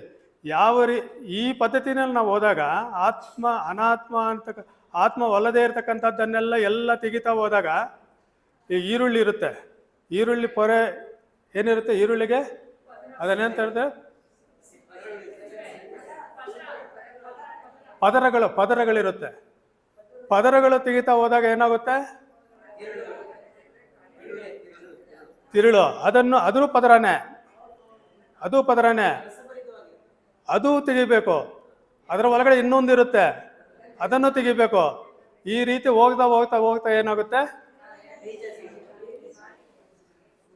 ಅದನ್ನು ಇಲ್ಲಿ ಯಾರು ದೇವರನ್ನು ನಂಬುವುದಿಲ್ವೋ ಇದನ್ನು ಉದಾಹರಣೆ ಕೊಡ್ತಾರೆ. ಅದರಲ್ಲಿ ಏನು ಉಳಿಯೋದಿಲ್ಲ. ಆವಾಗಲೇ ನಾನು ಶೂನ್ಯ ಅಂತ ತೋರಿಸಿದನಲ್ಲ, ಅದನ್ನು ಕೂಡ ಅವರು ಉದಾಹರಣೆ ಕೊಡ್ತಾರೆ. ಅಂದರೆ ಶೂನ್ಯದಿಂದ ಬಂದಿದೆ, ನೀವು ಸುಮ್ಮನೆ ಅದನ್ನು ದೇವರು ಅಂತ ಕರೀತೀರಂತ. ಅದೇನಾದರೂ ಅಂದ್ಕೊಳ್ಳಿ, ಒಟ್ಟಿನಲ್ಲಿ ಅದು ಶೂನ್ಯ ಅಲ್ಲ. ಅದನ್ನು ಆಸ್ತಿಕರಿಗೆ ಹಿರಣ್ಯಗರ್ಭ ಅಂತಾರೆ, ನಾಸ್ತಿಕರಿಗೆ ಅದು ಶೂನ್ಯ ಆಗುತ್ತೆ. ಅಂದರೆ ಎಲ್ಲವನ್ನೂ ಉತ್ಪತ್ತಿ ಮಾಡತಕ್ಕಂಥ ಶಕ್ತಿ ಇರ್ತಕ್ಕಂಥ, ಎಲ್ಲಕ್ಕೂ ಮೂಲಾಧಾರವಾಗಿರ್ತಕ್ಕಂಥ ಒಂದು ಶೂನ್ಯ ಸ್ಥಿತಿಯನ್ನು ನಾವು ಏನಂತ ಕರಿತೀವಿ? ಹಿರಣ್ಯಗರ್ಭ ಅಂತ ಕರಿತೀವಿ. ಅವರು ಏನು ಇಲ್ಲ, ಇದು ಶೂನ್ಯ ಅಂತ ಕರೀತಾರೆ. ಅವರು ಆಶ್ರಯ ತಗೊಳ್ತಾರೆ, ನಾವು ಅದನ್ನೇ ಆಶ್ರಯ ತಗೊಳ್ತೀವಿ. ಆದರೆ ಯಾವುದು ಸತ್ಯಕ್ಕೆ ಹತ್ತಿರವಾಗಿದೆ ಅಂದರೆ ನಾವು ನಂಬತಕ್ಕಂಥ ಸಿದ್ಧಾಂತ. ಯಾಕಂದರೆ ಅದು ನಿಜ, ಎಲ್ಲವೂ ಕೂಡ ಅದರಿಂದ ಬಂದಿದೆ ಅಂತಕ್ಕಂಥದ್ದಂತೂ ನಿಜ. ಮತ್ತು ನಾವು ಅದನ್ನು ಕಂಡುಕೋಬೇಕಾದ್ರೆ ನಾವೇನು ಮಾಡಬೇಕು? ಕಂಡುಕೋಬೇಕಾದ್ರೆ ನಾವು ಎಲ್ಲಿಗೆ ಬಂದಿದ್ದೀವೋ ಅಲ್ಲಿಂದ ಬ್ಯಾಕ್ವರ್ಡ್ ಜರ್ನಿ ಮಾಡಬೇಕು. ಶೂನ್ಯದಿಂದ ಬಂದು ನಾವು ಈ ಮಟ್ಟಕ್ಕೆ ಬಂದಿದ್ದೀವಿ. ಸ್ಥೂಲ ದೇಹ ರಚನೆ ಮಾಡ್ಕೊಂಡಿದ್ದೀವಿ, ಸೂಕ್ಷ್ಮ ದೇಹಗಳಿದೆ, ಮನಸ್ಸಿದೆ, ಮತ್ತೊಂದು ಎಲ್ಲವೂ ಈ ಸಿಸ್ಟಮ್ ಇದೆ. ಈ ಸಿಸ್ಟಮನ್ನು ಒಂದೊಂದು ಇದಲ್ಲ ಅನ್ನತಕ್ಕಂಥದ್ದು ಹೋದರೆ ನಾವು ಅದನ್ನು ಅಂತಿಮವಾಗಿ ನಾವು ಆ ಸ್ಥಿತಿಯನ್ನು ಅನುಭವಿಸ್ಬೋದು. ನೋಡೋಕ್ಕಾಗಲ್ಲ, ಅನುಭವಿಸ್ಬೋದು ಅಷ್ಟೆ. ಈ ರೀತಿ ಆ ಒಂದು ವಿಚಾರಗಳ ಬಗ್ಗೆ ಮಾತಾಡ್ತಾ ಶಂಕರಾಚಾರ್ಯರು ಇದ್ರ ಬಗ್ಗೆ ಏನು ಹೇಳಿದ್ದಾರೆ, ಅವರು ಯಾವ ರೀತಿ ನಿರೂಪಣೆ ಮಾಡಿದ್ದಾರೆ, ಅಂತಕ್ಕಂಥದ್ದನ್ನು ಕೂಡ ನಾವು ಅವಲೋಕನ ಮಾಡೋಣ.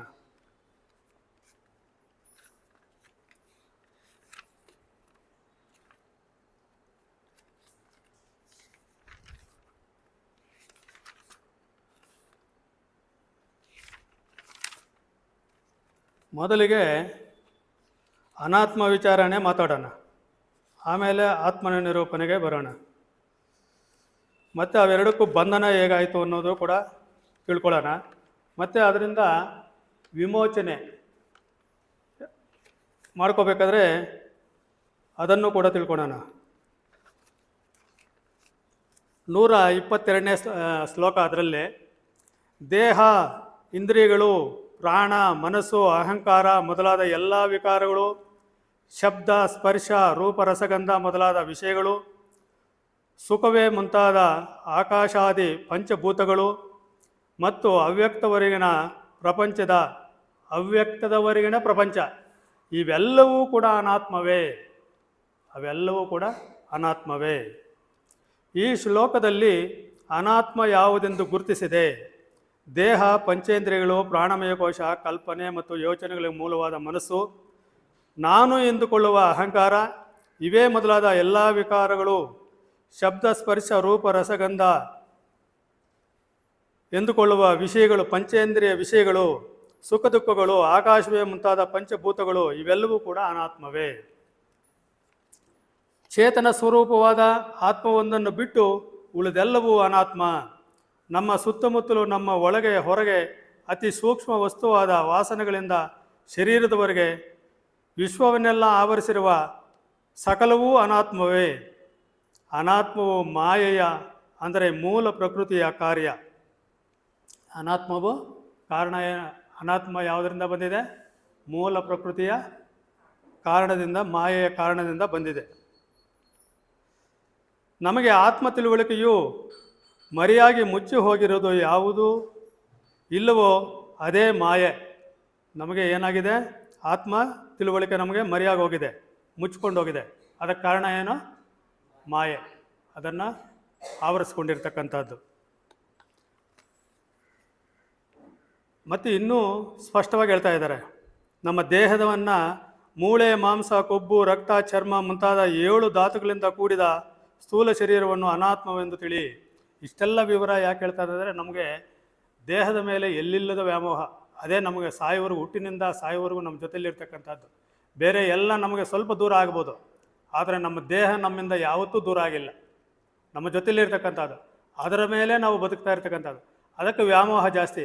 ಆ ವ್ಯಾಮೋಹವನ್ನು ಕಡಿಮೆ ಮಾಡಲಿಕ್ಕಾಗಿ ದೇಹದಲ್ಲಿ ಏನಿದೆ ಅಂತ ಸರಿಯಾಗಿ ನೋಡು, ಸರಿಯಾಗಿ ತಿಳ್ಕೋ.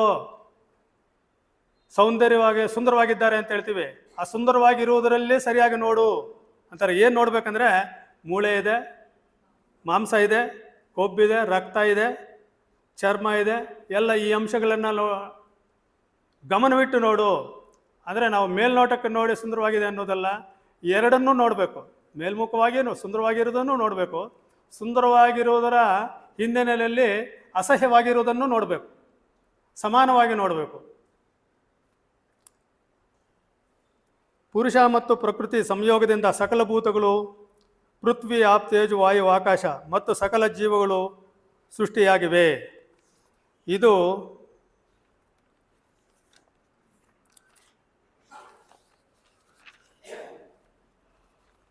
ಅದೇ ರೀತಿ ಅನಾತ್ಮನಿಗೆ ಸಂಬಂಧಪಟ್ಟಂಥ ತಮೋಗುಣ, ರಜೋಗುಣ, ಮಾಯೆಯು 2 ರೀತಿಯಲ್ಲಿ ಕೆಲಸ ಮಾಡುತ್ತದೆ.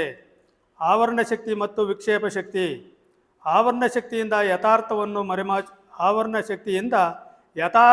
ಮರೆಮಾಚುತ್ತದೆ. ಏನು ಇದೆಯೋ ಅದನ್ನು ಮರೆಮಾಚುತ್ತದೆ. ವಿಕ್ಷೇಪ ಶಕ್ತಿಯಿಂದ ಇರುವುದನ್ನು ಬೇರೊಂದಾಗಿ ತೋರಿಸುವಂತೆ ಮಾಡುತ್ತದೆ. ತಮಸ್ಸಿನಿಂದ ಆವರಣ ಶಕ್ತಿ ಮತ್ತು ರಜೋಗುಣದಿಂದ ವಿಕ್ಷೇಪ ಶಕ್ತಿ ಉಂಟಾಗುತ್ತದೆ.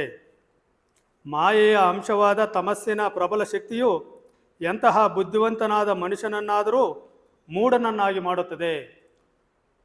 ತುಂಬ ಒಳ್ಳೆಯವರೇ, ಅದೇ ಒಂದೊಂದು ಸಂದರ್ಭದಲ್ಲಿ ಹಂಗೆ ಆಗಿಬಿಡ್ತಾರೆ. ಪಾಪ ತುಂಬ ಒಳ್ಳೆಯವನು, ಅವನು ಹಂಗೆ ಮಾಡಲ್ಲ, ಆದರೂ ಏನೋ ಮಾಡಿಬಿಟ್ಟಿದ್ದಾನೆ ಅಂತೀವಲ್ವಾ? ಅದಕ್ಕೆ ಕಾರಣ ಏನು? ಮಾಯೆ. ಅಂದರೆ ಅದು ಎಂಥ ಬುದ್ಧಿವಂತನಾದ ಮನುಷ್ಯನನ್ನಾದರೂ ಮೂಢನನ್ನಾಗಿ ಮಾಡುತ್ತೆ. ಮೂರ್ಖನ ಥರ ಆಡ್ಬಿಡ್ತಾನೆ ಆ ಸಂದರ್ಭದಲ್ಲಿ. ಶಾಸ್ತ್ರಗಳಾಗಲಿ ಜ್ಞಾನವಂತರಾಗಲಿ ಎಷ್ಟೇ ಸ್ಪಷ್ಟವಾಗಿ ಸತ್ಯಜ್ಞಾನವನ್ನು ಬೋಧಿಸಿದರೂ, 10 ರೀತಿಯಲ್ಲಿ ತಿಳಿಯ ಹೇಳಿದರೂ ತಮೋಗುಣದಿಂದ ಆವೃತವಾಗಿರುವ ಮನುಷ್ಯನು ತತ್ವಾರ್ಥವನ್ನು ತಿಳಿಯಲಾರನು. ನಮಗೇನು ಅದು ಅರ್ಥನೇ ಆಗಲ್ಲ. ಸುಮ್ಮನೆ ಥಿಯಾಸಫಿಯಲ್ಲಿ ಏನೇನೋ ಹೇಳ್ತಾರೆ, ನನಗೆ ಅರ್ಥ ಆಗಲ್ಲ ಅಂತಾರೆ. ಅದಕ್ಕೆ ಕಾರಣ ಏನು? ಮಾಯೆ ಅಂದರೆ ನಮ್ಮನ್ನು ಆವರಿಸ್ಕೊಂಡಿದೆ. ತಮೋಗುಣ, ರಜೋಗುಣ ಅವೆಲ್ಲ ಆವರಿಸ್ಕೊಂಡಿದೆ. ನಾವೆಲ್ಲೋ ಯೋಚನೆ ಮಾಡ್ತಾ ಇರ್ತೀವಿ, ಅದು ಅರ್ಥ ಆಗಲ್ಲ. ಮತ್ತು ಇಲ್ಲೇ ಇರ್ತೀವಿ, ನಿದ್ದೆ ಬರ್ತಾ ಇರುತ್ತೆ, ಅರ್ಥ ಆಗಲ್ಲ. ಅದು ಆವರಿಸ್ಕೊಂಡಿರುತ್ತೆ. ತಮಸ್ಸಿನಿಂದ ಕೂಡಿದವನು ಈ 4 ತಪ್ಪುಗಳನ್ನು 4 ಅವನಲ್ಲಿ ಸ್ಥಿತಿಗಳಿರುತ್ತೆ. ಅಭಾವನೆ ಅಂತಾರೆ ಅವನು. ಅಭಾವನೆ ಅಂದರೆ ವಸ್ತುವಿನ ಯಥಾರ್ಥ ರೂಪವನ್ನು ತಿಳಿಯಲಾರ. ತಮಸ್ಸಿನಿಂದ ಕೂಡಿದರೆ ಈ 4 ಗುಣಗಳು ಬರುತ್ತೆ ಅವನಿಗೆ. ಅವನು ಯಥಾರ್ಥವನ್ನು ತಿಳಿಯೋದಕ್ಕೆ ಸಾಧ್ಯ ಇಲ್ಲ. ವಿಪರೀತ ಭಾವನೆ, ತಮಸ್ಸಿನಿಂದ ಕೂಡಿದರೆ ಏನಾಗುತ್ತೆ ಅವನಿಗೆ? ವಿಪರೀತ ಭಾವನೆಯನ್ನು ಬರುತ್ತೆ. ಅಂದರೆ ಏನು? ವಸ್ತುವನ್ನು ತಪ್ಪಾಗಿ ತಿಳಿಯೋದು ಅವನು. ಅಸಂಭಾವನೆ, ಏನಾದರೂ ಹೇಳಿದರೆ ಯಾರಿಗಾದರೂ ಬಿಡಪ್ಪ ಅದು ಹಂಗಾಗಲ್ಲ, ಹಂಗಾಗೋಕ್ಕೆ ಸಾಧ್ಯನೇ ಇಲ್ಲ, ಸುಮ್ಮನೆ ಇವರು ಬೋಡೆ ಬಿಡ್ತಾರೆ ಅಂತಾರೆ. ಅಂದರೆ ಈ ಪ್ರತಿಯೊಂದು ತನಗೆ ಅನುಭವ ಆಗದೇ ಇರತಕ್ಕಂಥದ್ದು ಯಾವುದು ಹೇಳಿದ್ರೂ ಕೂಡ ಅದನ್ನು ನಂಬುವುದಿಲ್ಲ. ಯಾಕಂದರೆ ಆತನ ಅನುಭವಕ್ಕೆ ಇನ್ನೂ ಬಂದಿಲ್ಲ, ಹಂಗಾಗಿ ನಂಬುವುದಿಲ್ಲ. ಇದಕ್ಕೆ ಕಾರಣ ಏನಂದರೆ ತಮಸ್ಸಿನಿಂದ. ಇದು ಕೂಡ ತಮೋಗುಣದ ಪ್ರಭಾವದಿಂದ. ವಸ್ತುವು ಹಾಗೆ ಇರಲಾರದು ಎಂದು ತಿಳಿಯುತ್ತಾನೆ. ವಿಪ್ರತಿಪತ್ತಿ ಅಂದರೆ ತಮೋಗುಣದಲ್ಲಿ ಇನ್ನೊಂದು ಗುಣ, ವಸ್ತುವು ಹಾಗೂ ಇರುವುದೋ ಇಲ್ಲವೋ ಎಂಬ ಅನುಮಾನ. ನೋಡ್ತಾನೆ, ನಾವು ಹೇಳ್ತೀವಿ ಇದಿಂಗೆ ಅಂತ, ಮತ್ತೆ ಒಳಗಡೆ ಅದು ಹಿಂಗೆ ಇದೆಯೋ ಇಲ್ವೋ ಅನುಮಾನ. ಅನುಮಾನಕ್ಕೂ ಕಾರಣ ಯಾವುದು? ತಮೋಗುಣನೇ. ತಮಸ್ಸಿನ ಆವರಣ ಶಕ್ತಿಯು ಕೆಲಸ ಮಾಡುತ್ತಿರುವಷ್ಟು ಕಾಲವೂ ಈ ದೋಷಗಳು ಇದ್ದೇ ಇರುತ್ತವೆ. ತಮಶಕ್ತಿ ಎಲ್ಲಿವರೆಗೂ ಪ್ರಧಾನವಾಗಿ ಕೆಲಸ ಮಾಡ್ತಾ ಇರುತ್ತೆ ನಮ್ಮಲ್ಲಿ, ಅಲ್ಲಿವರೆಗೂ ಕೂಡ ಈ ದೋಷಗಳು ಇದ್ದೇ ಇರುತ್ತದೆ. ಬುದ್ಧಿಗೆ ಆವರಣವು ಕವಿದಿರುವಾಗ ರಜೋಗುಣವು ತನ್ನ ಕುಚೇಷ್ಟೆಯನ್ನು ಪ್ರಾರಂಭಿಸುತ್ತವೆ. ಬುದ್ಧಿಗೆ, ನಮ್ಮ ಬುದ್ಧಿಶಕ್ತಿ ಇದೆಯಲ್ಲ, ಅದಕ್ಕೆ ತಮೋಗುಣ ಆವರಿಸ್ಕೊಂಡಾಗ ಯಾವುದು ಕೆಲಸ ಮಾಡೋಕ್ಕೆ ಶುರು ಮಾಡುತ್ತೆ? ರಜೋಗುಣ ತನ್ನದು ಕುಚೇಷ್ಟೆಯನ್ನು ಪ್ರಾರಂಭ ಮಾಡುತ್ತೆ. ಅದು ಏನೇನೋ ಕಲ್ಪನೆ ಮಾಡ್ಕೊಳ್ಳುತ್ತೆ ಮತ್ತು ಅದೆಲ್ಲ ಮಾಡದೇ ಇರೋ ಕೆಲಸನ ಮಾಡಿಸುತ್ತೆ. ಅದು ಮನಸ್ಸಿನ ವಿಕ್ಷೇಪ ಶಕ್ತಿಯನ್ನು ಕೆರಳಿಸಿ ಎಡಬಿಡದೆ ಬಾಧಿಸುತ್ತದೆ. ಅಜ್ಞಾನ, ಆಲಸ್ಯ, ಜಡತ್ವ, ನಿದ್ರೆ, ಪ್ರಮಾದ, ಮೂಢತ್ವ ಮೊದಲಾದವು ತಮಸ್ಸಿನ ಗುಣಗಳು. ಇದು ಶಂಕರಾಚಾರ್ಯರ ಮಾತುಗಳು, ಅವರ ಶ್ಲೋಕದಲ್ಲಿ ಬಂದಿರತಕ್ಕಂಥ ಮಾತುಗಳು. ಇನ್ನು ಸತ್ವಗುಣದ ಬಗ್ಗೆ ಹೇಳ್ತಾರೆ ಅವರು. ಸತ್ವಗುಣವು ನೀರಿನಂತೆ ನಿರ್ಮಲವಾದದ್ದು, ಆದರೂ ಅದು ರಜಸ್ಸು ಮತ್ತು ತಮೋಗುಣಗಳೊಂದಿಗೆ ಬೆರೆತು ಸಂಸಾರಕ್ಕೆ ಕಾರಣವಾಗುತ್ತದೆ. ಸತ್ವಗುಣದಲ್ಲಿ ಆತ್ಮಸ್ವರೂಪವು ಪ್ರತಿಬಿಂಬಿಸಿ ಸೂರ್ಯನಂತೆ ಜಡ ಜಗತ್ತನ್ನೆಲ್ಲವನ್ನೂ ಪ್ರಕಾಶಗೊಳಿಸುತ್ತದೆ. ನಿಜವಾಗಿ ಆತ್ಮನು ಯಾವ ವಸ್ತುವನ್ನು ಕಾಣುವುದಿಲ್ಲ. ಆತ್ಮ ಯಾವ ವಸ್ತುವನ್ನು ಕಾಣುವುದಿಲ್ಲ. ಯಾಕೆ ಕಾಣುವುದಿಲ್ಲ ಹೇಳ್ರಿ? ಆತ್ಮ ಯಾವ ವಸ್ತುವನ್ನು ಕಾಣುವುದಿಲ್ಲ. ಯಾಕೆ ಕಾಣುವುದಿಲ್ಲ?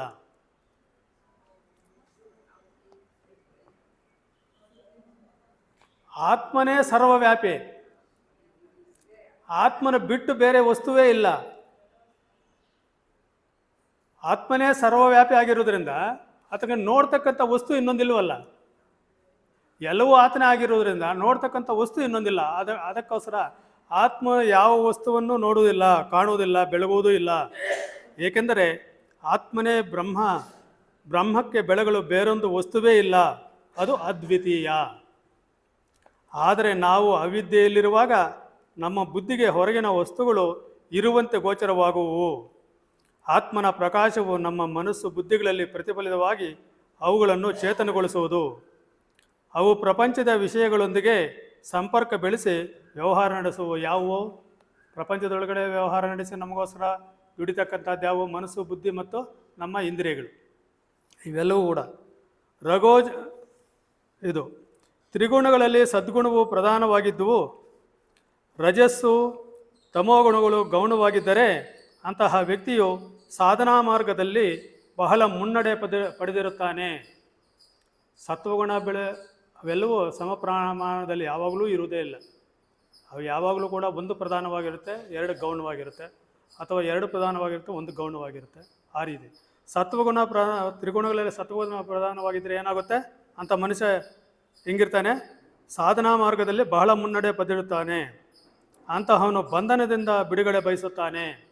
ಸತ್ವಗುಣ ಬಂದರೆ ಅದಕ್ಕೆ ಅವನು ವಿಭೀಷಣ ಅಲ್ಲಿರಲಿಲ್ಲ. ಎಲ್ಲಿಗೋದ? ರಾಮನ ಹತ್ರಕ್ಕೆ ಹೋದ. ಅವನು ಯಾವಾಗಲೂ ಕೂಡ ಬಂಧನ ಸಮಯದವರೆಗೂ ಕಾಯ್ತಾ ಇರ್ತಾನೆ, ಬಿಡುಗಡೆ ಹೊಂದೋದಕ್ಕೆ ಕಾಯ್ತಾನೇ ಇರ್ತಾನೆ. ಅಲ್ಲಿಂದ ಬಿಡಿಸ್ಕೊಂಡು ಸತ್ವ ಮತ್ತು ರಜೋಗುಣ ಮತ್ತು ತಮೋಗುಣದಿಂದ ಬಿಡಿಸ್ಕೊಂಡು ಯಾವ ಕಡೆಗೆ ಹೋದ? ರಾಮನ ಕಡೆ ಹೋದ.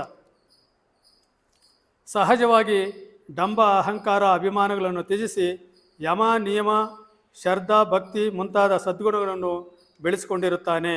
ಯಮ ನಿಯಮಗಳನ್ನು ಪತಂಜಲಿ ಮಹರ್ಷಿಗಳು ಬಹಳ ಸವಿಸ್ತಾರವಾಗಿ ವಿವರಿಸಿದ್ದಾರೆ.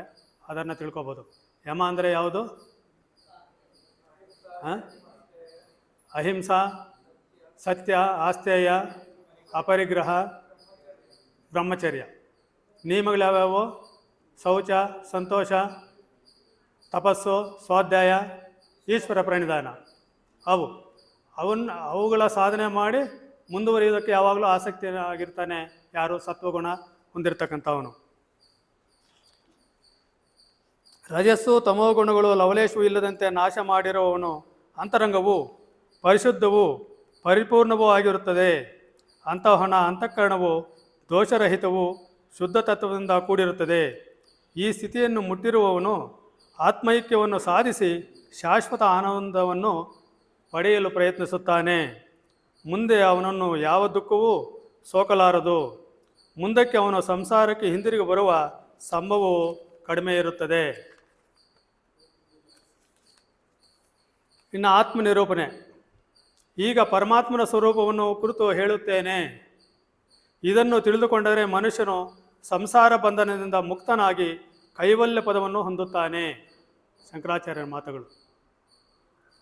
ಆತ್ಮವು ಅಹಂ ಪ್ರತ್ಯಯಕ್ಕೆ ಆಶ್ರಯಭೂತವಾದದ್ದು. ನಾನು ಅಂತ ನಾವು ಏನು ಅಂದ್ಕೊಳ್ತೀವಿ, ಆ ಪ್ರತ್ಯಯ ಇದೆಯಲ್ಲ, ಅದಕ್ಕೆ ಆಧಾರಭೂತವಾಗಿರ್ತಕ್ಕಂಥದ್ದು ಯಾವುದು? ಆತ್ಮನೇ. ಅದಕ್ಕೆ ಹಿನ್ನೆಲೆಯಲ್ಲಿರ್ತಕ್ಕಂಥದ್ದು ಆತ್ಮನೇ. ಅದು ಅವಸ್ಥಾನತ್ರಯಗಳ ಅನುಭವಕ್ಕೆ ಸಾಕ್ಷಿಯಾಗಿರುತ್ತದೆ. ನಾವೇನು ಅವಸ್ಥಾನತ್ರಯಗಳು ಅಂತ ನಾವೇನು ಹೇಳ್ತೀವಿ, ಅದರಲ್ಲೆಲ್ಲ ಸಾಕ್ಷೀಭೂತವಾಗಿರ್ತಕ್ಕಂಥ ಅಂಶ ಯಾವುದಾದಿದ್ದರೆ ಅದು ಆತ್ಮವಸ್ತುವು. ಆತ್ಮವು ಅನ್ನಮಯ, ಪ್ರಾಣಮಯ, ಮನೋಮಯ, ವಿಜ್ಞಾನಮಯ ಮತ್ತು ಆನಂದಮಯ ಕೋಶವೆಂಬ ಪಂಚಕೋಶಗಳಿಂದ ಭಿನ್ನವಾಗಿದೆ. ಇವು ಯಾವುದಕ್ಕೂ ಸಂಬಂಧಪಟ್ಟಿಲ್ಲ. ಅದು ಇದರ ಒಳಗಡೆ ಕೆಲಸ ಮಾಡುತ್ತೆ, ಆದರೆ ಯಾವುದಕ್ಕೂ ಅಂಟುಕೊಂಡಿಲ್ಲ, ಅದಕ್ಕೆ ಸಂಬಂಧಪಟ್ಟೂ ಇಲ್ಲ. ಅವು ಯಾವುವು ತಮ್ಮ ಧರ್ಮಗಳಿಂದ ಆತ್ಮಕ್ಕೆ ಯಾವ ರೀತಿಯಿಂದಲೂ ಪರಿಣಾಮವನ್ನು ಉಂಟು ಮಾಡಲಾರವು. ತಮ್ಮ ತಮ್ಮ ಧರ್ಮಗಳಿದೆ. ಅಂದರೆ ಸ್ಥೂಲ ದೇಹಕ್ಕೆ ಗಾಯ ಆದರೆ ನೋವಾಗುತ್ತೆ, ಅದು ಅದರ ಧರ್ಮ. ಮನಸ್ಸಿಗೆ ನೋವಾಗುತ್ತೆ, ಅದು ಅದರ ಧರ್ಮ. ಈ ಧರ್ಮಗಳು ಆತ್ಮಕ್ಕೆ ಸೋಂಕುವುದಿಲ್ಲ ಅಂತ. ಹಾಗಾದರೆ ನಾವು ನೋವೆಲ್ಲಾಗುತ್ತೆ? ನೋವು ಯಾಕಾಗುತ್ತೆ? ದೇಹಕ್ಕೆ ಹೆಂಗೆ ನೋವಾಗುತ್ತೆ? ಯಾಕೆ ನೋವಾಗುತ್ತೆ ದೇಹಕ್ಕೆ ಅಂತ? ದೇಹ ಏನು ಅದರ ಸೃಷ್ಟಿ ಯಾವ ರೀತಿ ಆಗಬೇಕಾಗುತ್ತೆ ಆ ರೀತಿ ಆಗಿ ಸರಾಗವಾಗಿ ಎಲ್ಲ ಪ್ರಕ್ರಿಯೆಗಳು, ಪ್ರಾಣಶಕ್ತಿ ಆಗಲಿ, ನರಮಂಡಲ ಆಗಲಿ, ಎಲ್ಲ ವ್ಯೂಹಗಳು ಇದೆಯಲ್ಲ, ಎಲ್ಲ ವ್ಯವಸ್ಥೆಗಳಿದೆ, ಅವೆಲ್ಲ ಸಕ್ರಮವಾಗಿದ್ದಾಗ ನಮ್ಮ ದೇಹಕ್ಕೆ ಎಲ್ಲಾದರೂ ನೋವಾಗುತ್ತಾ? ನೋವಾಗೋದು ಯಾವಾಗ? ಈಗ ಹೊಡೆದ್ರೆ ನೋವಾಗುತ್ತೆ. ಯಾಕೆ ನೋವಾಗುತ್ತೆ? ಪೆಟ್ಟಾದರೆ ಏನು ಅದರಲ್ಲಿ ಅಲ್ಲೇನು ಪರಿಣಾಮ ಆಗುತ್ತೆ ಅಂತ? ರಕ್ತ ಪರಿಚಲನೆಗೆ ಅಡ್ಡಿ ಆಗುತ್ತೆ, ಪ್ರಾಣ ಪರಿಚಲನೆಗೆ ಅಡ್ಡಿ ಆಗುತ್ತೆ. ಇವೆಲ್ಲ ಏನೇನು ಸರಾಗವಾಗಿ ನಡಿಬೇಕಾಗುತ್ತೋ ಅದಕ್ಕೆ ಅಡ್ಡಿ ಆದಾಗ, ಅಂದರೆ ಸ್ಥಾನಪಲ್ಲಟ ಆದಾಗ, ಅಲ್ಲಿರ್ತಕ್ಕಂಥ ಜೀವಕೋಶಗಳ ಸ್ಥಾನಪಲ್ಲಟ ಆದಾಗ ನಮಗೆ ನೋವಿನ ಅನುಭವ ಆಗುತ್ತೆ. ನೋವಿನ ಅನುಭವ ಆಗುತ್ತೆ. ಮನಸ್ಸಿಗೆ ಹೆಂಗೆ ನೋವಾಗುತ್ತೆ?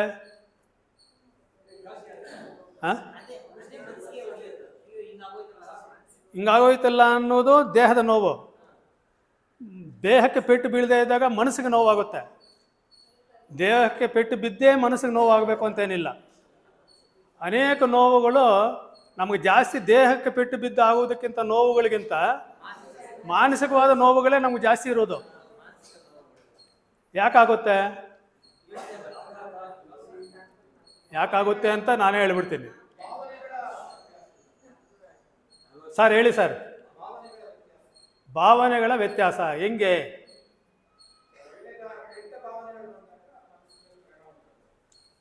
ಒಳ್ಳೆ ಭಾವನೆಗಳು ಬಂದ್ರೆ ಅಂದರೆ ಏನು? ಇಲ್ಲಿ ಶಂಕರಾಚಾರ್ಯ ಬಹಳ ಚೆನ್ನಾಗಿ ಹೇಳಿದ್ದಾರೆ.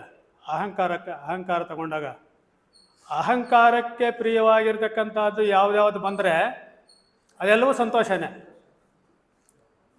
ಅಹಂಕಾರಕ್ಕೆ ಅಪ್ರಿಯವಾಗಿರ್ತಕ್ಕಂಥ ಸಂಗತಿಗಳು ಯಾವ್ದು ಬಂದ್ರೂ ಕೂಡ ಅವೆಲ್ಲ ನೋವೇನೆ. ಅದಕ್ಕೆ JK ಅವರು ಏನು ಹೇಳ್ತಾರೆ ಅಂದರೆ, ಈಗ ಮನಸ್ಸಿದೆ, ಮನಸ್ಸು ರಚನೆ ಆಗಿದೆ, ಒಂದೊಂದು ಆಲೋಚನೆ ಕೂಡ ತನ್ನ ಸಂಸ್ಕಾರಗಳನ್ನು ನಮ್ಮ ಮನಸ್ಸಿನಲ್ಲಿ ಮೂಡಿಸುತ್ತೆ. ಅಂದರೆ ರೂಪ ಮನಸ್ಸು ಅಂತ ಹೇಳ್ತೀವಲ್ವ, ರೂಪ ಮನಸ್ಸಿನ ಕಾರ್ಯ ಏನು? ಪ್ರತಿಯೊಂದು ಆಲೋಚನೆಗೂ ತನ್ನದೇ ಆದ ರೂಪವನ್ನು ತಮ್ಮ ಮನಸ್ಸಿನಲ್ಲಿ ಕಟ್ಕೊಳ್ಳೋದು. ಬ್ರೈನ್ ಸೆಲ್ಸ್ ಅಂತ ಹೇಳ್ತೀವಲ್ಲ, ಅದರ ಮುಖಾಂತರ ತನ್ನ ರೂಪವನ್ನು ಕಟ್ಕೊಳ್ಳೋದು. ಅಂದರೆ ನಾನು ಒಳ್ಳೆಯವನು, ನಾನು ಉತ್ತಮವಾದ ವ್ಯಕ್ತಿ, ನಾನು ಬುದ್ಧಿವಂತನು, ಇವೆಲ್ಲ ಏನಾಗುತ್ತೆ? ಅವೆಲ್ಲ ನನ್ನ ಮನಸ್ಸಿನಲ್ಲಿ ನನ್ನ ಅಹಂ ಅನ್ನತಕ್ಕಂಥ ಒಂದು ಆಕಾರ ಇದೆಯಲ್ಲ, ಆ ಆಕಾರವನ್ನು ಯಾವಾಗಲೂ ತಿದ್ದಿ ತೀಡ್ತಾ ಇರುತ್ತೆ. ತೀಡಿ ನಾನು ಇಂಥವನು ಅನ್ನತಕ್ಕಂಥ ಒಂದು ರೂಪಚಿತ್ರವನ್ನು ನನ್ನ ಮನಸ್ಸಿನಲ್ಲಿ ಮೂಡಿಸಿರುತ್ತೆ. ಅದು ಎಷ್ಟೆಷ್ಟು ನಾವು ಜಾಸ್ತಿ ಕಲ್ಪನೆ ಮಾಡ್ತೀವೋ ಅಷ್ಟಷ್ಟು ದೃಢವಾಗಿ ಅಲ್ಲಿ ಕೂತ್ಕೊಳ್ಳುತ್ತೆ.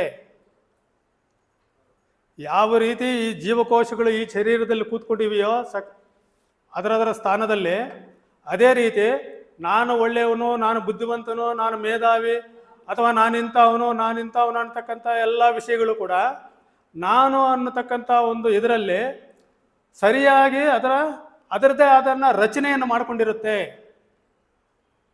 ಮಾಡಿಕೊಂಡಿರುತ್ತೆ. ಸೂಕ್ಷ್ಮ ಶರೀರದಲ್ಲಿ ಅದರ ರಚನೆಯನ್ನು ಮಾಡಿಕೊಂಡಿರುತ್ತೆ ಆ ರೂಪಕ್ಕೆ.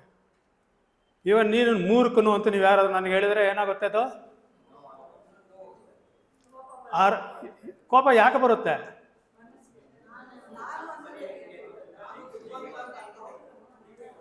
ನಾನು ಬುದ್ಧಿವಂತ ಅನ್ನೋ ಇಮೇಜ್ ಇದೆಯಲ್ಲ, ಆ ಇಮೇಜಿಗೆ ಪೆಟ್ಟು ಬೀಳ್ತಾ ಇದೆ.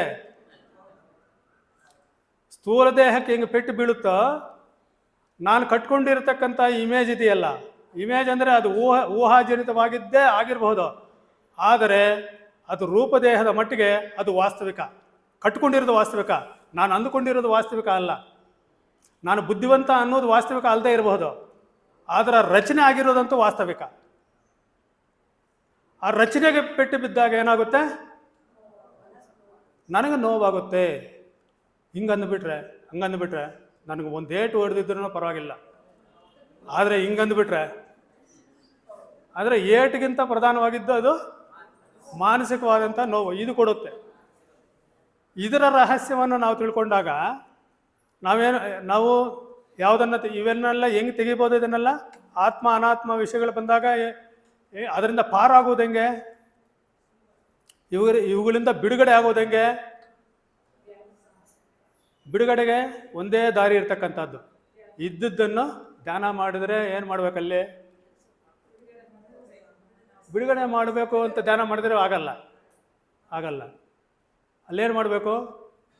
ಇರುವುದನ್ನು ಇದ್ದ ಹಾಗೆ ಕನಿಷ್ಠ ಪಕ್ಷ ಧ್ಯಾನದಲ್ಲಾದರೂ ಕೂಡ ನಾವು ಮೆಲುಕು ಹಾಕೋಬೇಕು. ಇರುವುದನ್ನು ಇದ್ದ ಹಾಗೆ ಅಂದರೆ ನನ್ನ ಈ ದೇಹ ಶಾಶ್ವತವಲ್ಲ ಅನ್ನೋದು ಇರುವ ಸಂಗತಿ. ಅದನ್ನು ಇದ್ದ ಹಾಗೆ ತಿಳ್ಕೊಳ್ಳೋದು ಧ್ಯಾನದಲ್ಲಿ. ಈ ರೂಪ ನಾನು ಕಲ್ಪನೆ ನನ್ನ ಮನಸ್ಸಿನಲ್ಲಿ ನಾನು ಕಲ್ಪನೆ ಮಾಡಿಕೊಂಡಿರ್ತಕ್ಕಂಥದ್ದು. ಒಂದು ವೇಳೆ ನೀವು ಯಾರಾದರೂ ನನ್ನ ಮೂರ್ಖ ಅಂದ್ರೂ ಕೂಡ ವಾಸ್ತವಿಕ ಸಂಗತಿ ನಾನು ಏನಾಗಿದ್ದೀನೋ ಅದೇ ಆಗಿರ್ತೀನಿ. ಅದಕ್ಕೆ ಯಾವ ಪೆಟ್ಟು ಬಿದ್ದಿಲ್ಲ. ನಾನು ಮೂರ್ಖನಾಗಿದ್ದೇನೋ ಬುದ್ಧಿವಂತನಾಗಿದ್ದೇನೋ ಏನಾಗಿದ್ದೀನೋ ಅದೇ ಆಗಿದ್ದೀನಿ. ನೀವು ಏನಂದ್ರೂ ಕೂಡ ಅದೇ ಆಗಿದ್ದೀನಿ. ಅದಕ್ಕೆ ಪೆಟ್ಟು ಬಿದ್ದಿಲ್ಲ. ಪೆಟ್ಟು ಬಿದ್ದಿರೋದು ಯಾವುದಕ್ಕೆ? ನನ್ನ ಕಲ್ಪನೆಗೆ, ನನ್ನ ಕಲ್ಪನಾ ರೂಪಕ್ಕೆ ಪೆಟ್ಟು ಬಿದ್ದು ಅದು ನೋವು ಪಡ್ತಾ ಇದೆ. ಆದರೆ ಅದು ಕಲ್ಪನಾ ರೂಪದ್ದು ಅಷ್ಟೇ, ವಾಸ್ತವಿಕ ಅಲ್ಲ ಅಂತಕ್ಕಂಥದ್ದು ನನ್ನ ಮನಸ್ಸಿಗೆ ಗೊತ್ತಾದಾಗ ನಾನು ಏನಾಗಿದ್ದೀನೋ ಅದೇ ವಾಸ್ತವಿಕ ಸಂಗತಿ ಅಂತ ನನಗೆ ಮನವರಿಕೆ ಆದಾಗ ಈ ಪೆಟ್ಟುಗಳೆಲ್ಲ ನೋವು ಕೊಡುತ್ತಾ ಸ್ಪಷ್ಟವಾದಾಗ? ಸಾವು ಅನ್ನೋದು ಗ್ಯಾರಂಟಿ ಆದಾಗ ಸಾವಿಗೆ ಹೆದರಿಕೆ ಆಗುತ್ತಾ? ಸಾವಿಗೆ ಯಾವಾಗ ಹೆದರಿಕೆ ಆಗುತ್ತೆ? ಗೊತ್ತಿಲ್ಲ ಅನ್ನೋದಕ್ಕಿಂತ ಸಾವನ್ನು ನಾವು ಎಕ್ಸ್ಪೆಕ್ಟೇಷನ್ ಮಾಡಲ್ಲ. ನಾವಿನ್ನೂ ಎಷ್ಟೋ ಬದುಕ್ತೀವಿ, ಎಷ್ಟೋ 100 ವರ್ಷ ಬದುಕ್ತೀವಿ ಅಂತ ಆವಾಗಲೂ ಕೂಡ 100 ವರ್ಷ ಬದುಕಿದಾಗಲೂ ಕೂಡ ಆವಾಗಲೂ ಕೂಡ ಸಾವಿಗೆ ನನಗಿನ್ನ ಇದೆ ಅಂದ್ಕೊಂಡೇ ಇರ್ತೀವಿ ಹೊರತು ಆವಾಗ ಸಿದ್ಧವಾಗಿರೋದಿಲ್ಲ. ನಮ್ಮ ಹಿರಿಯ ಸಹೋದರರಾದ ವಾಸುದೇವಯ್ಯನವರು ನಮ್ಮ ಲಾಡ್ಜ್ಗಳು ಬರ್ತಾಯಿದ್ರು. ಅವರು ಒಂದು ಮಾತು ಹೇಳ್ತಾಯಿದ್ರು, ಅಲ್ಲಯ್ಯ ಯಮಧರ್ಮರಾಜನ ಬಂದಾಗ ಕರ್ಕೊಂಡು ಹೋಗೋದಕ್ಕೆ ಬರ್ತಾನೆ, ಅವಾಗ ನೀನೇನು ಮಾಡಬೇಕು? ಬಂದ ತಕ್ಷಣ ನೀನೇನು ಮಾಡಬೇಕು? ನಡೀರಿ ಸರ್ ಹೋಗೋಣ ಅನ್ಬೇಕು. ನಡೀರಿ ಸರ್ ಹೋಗೋಣ ಸಿದ್ಧವಾಗಿರೋ ಮಾನಸಿಕವಾಗಿ. ಒಂದು ವೇಳೆ ಸಿದ್ಧವಾಗಿಲ್ಲ ಅಂದ್ಕೋ, ಸರ್ ನನಗೆ ಆ ಕೆಲಸ ಇದೆ, ನಾಳೆ ಬಂದುಬಿಡ್ತೀನಿ, ಇನ್ನೊಂದು ಅರ್ಧ ಗಂಟೆಗೆ ಬರ್ತೀನಿ, ಸ್ವಲ್ಪ ಸಮಯ ಕೊಡಿ, ಸ್ವಲ್ಪ ಹಾಸಿಗೆ ಎತ್ಬಿಟ್ಟು ಬರ್ತೀನಿ, ಇನ್ನು ಇವೇ ಮುಖ ತೊಳ್ಕೊಂಡು ಬರ್ತೀನಿ, ಇವೆಲ್ಲ ಹೇಳಿದ್ರೆ ಏನು ಮಾಡ್ತಾನೆ ಅವನು? ಹೇಳ್ಕೊಂಡು ಹೋಗ್ತಾನೆ. ಹೇಳ್ಕೊಂಡು ಹೋಗೋದಕ್ಕೂ ನಾವು ಅವರ ಜೊತೆನಲ್ಲಿ ಹೋಗೋದಕ್ಕೂ ವ್ಯತ್ಯಾಸ ಎಷ್ಟಿದೆ? ಎರಡೂ ಒಂದೇನೆ, ಎರಡೂ ಒಂದೇನೆ. ಆದರೆ ವ್ಯತ್ಯಾಸ ಎಷ್ಟಿದೆ? ಎರಡೂ ಒಂದೇ ಕ್ರಿಯೆಗಳೇ. ಅವನಂತೂ ಬಿಡುವುದಿಲ್ಲ. ನಮ್ಮ ಕಾಲ ಮುಗಿದೋದ್ರೆ ನೋವಾಗುತ್ತೆ, ಅದು ನೋವು. ಸಾವಿನ ನೋವು ಅನ್ನೋದಿದೆಯಲ್ಲ, ಅದು ನೋವು. ಬಲವಂತವಾಗಿ ನಾವು ಶರೀರ ಬಿಡ್ತೀವಲ್ವಾ, ಅದು ನೋವು. ಆ ನೋವಿನಿಂದ ತಪ್ಪಿಸ್ಕೋಬೇಕಾದ್ರೆ ನಾವೇನು ಮಾಡಬೇಕು? ವಿವೇಕ ವೈರಾಗ್ಯಗಳನ್ನು ಬೆಳೆಸ್ಕೊಂಡು ನಾವು ಯಾವ ವಿಷಯ ಇದೆಯೋ ಅದನ್ನು, ಇನ್ನೊಂದು 5 ನಿಮಿಷ ಇದೆ, ಅದನ್ನು ಬಂಧನದಿಂದ ಬಿಡುಗಡೆ ಅನ್ನೋದನ್ನು ಮುಕ್ತಾಯ ಮಾಡಿಬಿಡ್ತೀನಿ.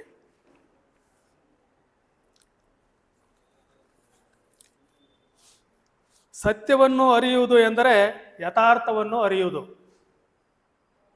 ಸತ್ಯವನ್ನು ಅರಿಯುವುದು ಅಂದರೆ ಯಥಾರ್ಥವನ್ನು ನಮ್ಮ ಮೂಗಿನ ನೇರಕ್ಕೆ ಅರಿಯುವುದಲ್ಲ. ಸತ್ಯವನ್ನು ಅರಿಯುವುದು ಅಂದರೆ ನಮ್ಮ ಮೂಗಿನ ನೇರಕ್ಕೆ ಅರಿಯುವುದಲ್ಲ. ಅಲ್ಲ, ನಮಗೆ ಏನು ಇಷ್ಟ ಇದೆಯೋ ಅದರ ಪ್ರಕಾರ ಅರ್ಥಕೊಳ್ಳೋದಲ್ಲ. ಅದೇನಿದೆಯೋ ಅದೇ. ನಾನು ಕುಂಟನೇ, ನಾನು ಮೂರ್ಖನೇ, ಅಥವಾ ಇನ್ನೊಂದೇ.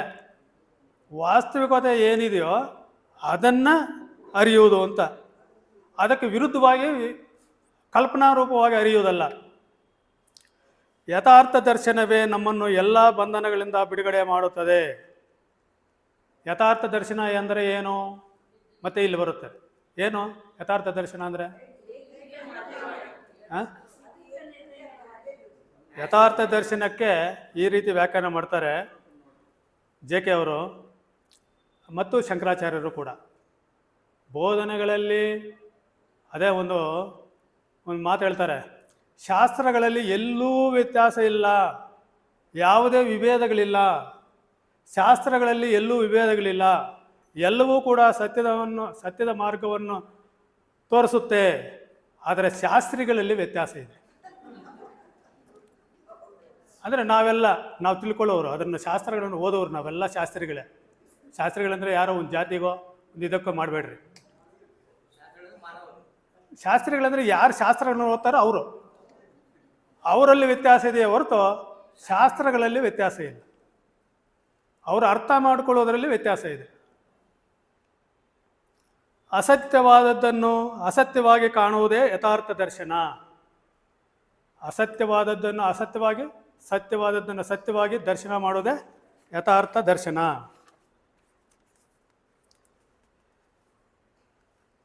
ಯಾವನು ಆತ್ಮ ಅನಾತ್ಮ ವಸ್ತುಗಳಲ್ಲಿ ವಿವೇಕವನ್ನು ಬೆಳೆಸಿಕೊಂಡು ದೃಢ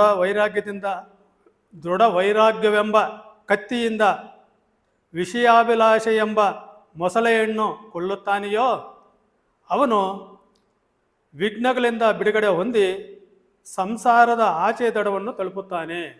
ಇದು ಶಂಕರಾಚಾರ್ಯ ಹೇಳಿರ್ತಕ್ಕಂಥ ಮಾತು. ಮೊಸಳೆ ಅಂತ ಯಾಕೆ ಇಲ್ಲಿ ಬಂತು? ಬೇರೆ ಯಾವುದಾದ್ರೂ ಪ್ರಾಣಿ ಕೊಡ್ಬೋದಾಗಿತ್ತು. ಮೊಸಳೆ ಅಂದರೆ ವಿಷಯಾಭಿಲಾಷೆಗಳಿಗೆ ಮೊಸಳೆ ಅಂತ ಉದಾಹರಣೆ ಕೊಡ್ತಾರೆ. ಮೊಸಳೆ ಅಂತ ಯಾಕೆ?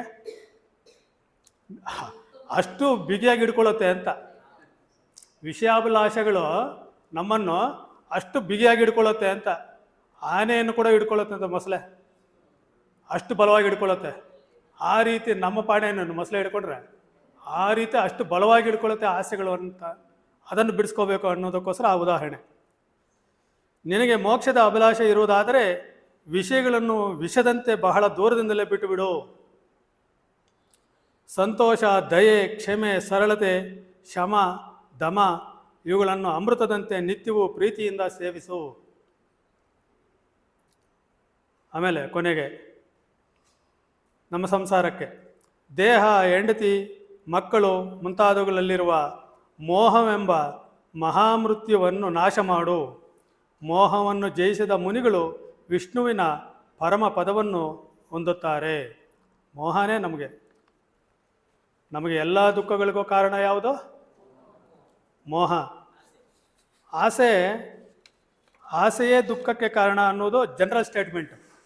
ನಿಜವಾಗ್ಲೂ ಕೂಡ ಆಸೆ ದುಃಖಕ್ಕೆ ಕಾರಣ ಆಗುವುದಿಲ್ಲ. ಆಸೆಗೆ ಅಂಟುಕೊಂಡಿರುವುದೇ ದುಃಖಕ್ಕೆ ಕಾರಣ. ನಮಗೆ ಅತಿ ಆಸೆನೂ ಅಲ್ಲ, ಆಸೆಗೆ ಅಂಟುಕೊಂಡಿರ್ತಕ್ಕಂಥದ್ದು. ಆಸೆ ಅಂದರೆ ನಾನು ಪ್ರಗತಿ ಹೊಂದಬೇಕು ಅಂತಕ್ಕಂಥದ್ದು ಒಂದು ಸಾಮಾನ್ಯವಾದ ಆಸೆ. ನೀವು ಬಲವಾಗದ ಅಂದ್ಕೊಂಡಿದ್ರೆ ಪ್ರಗತಿ ಹೊಂದದೇ ಇದ್ದಾಗ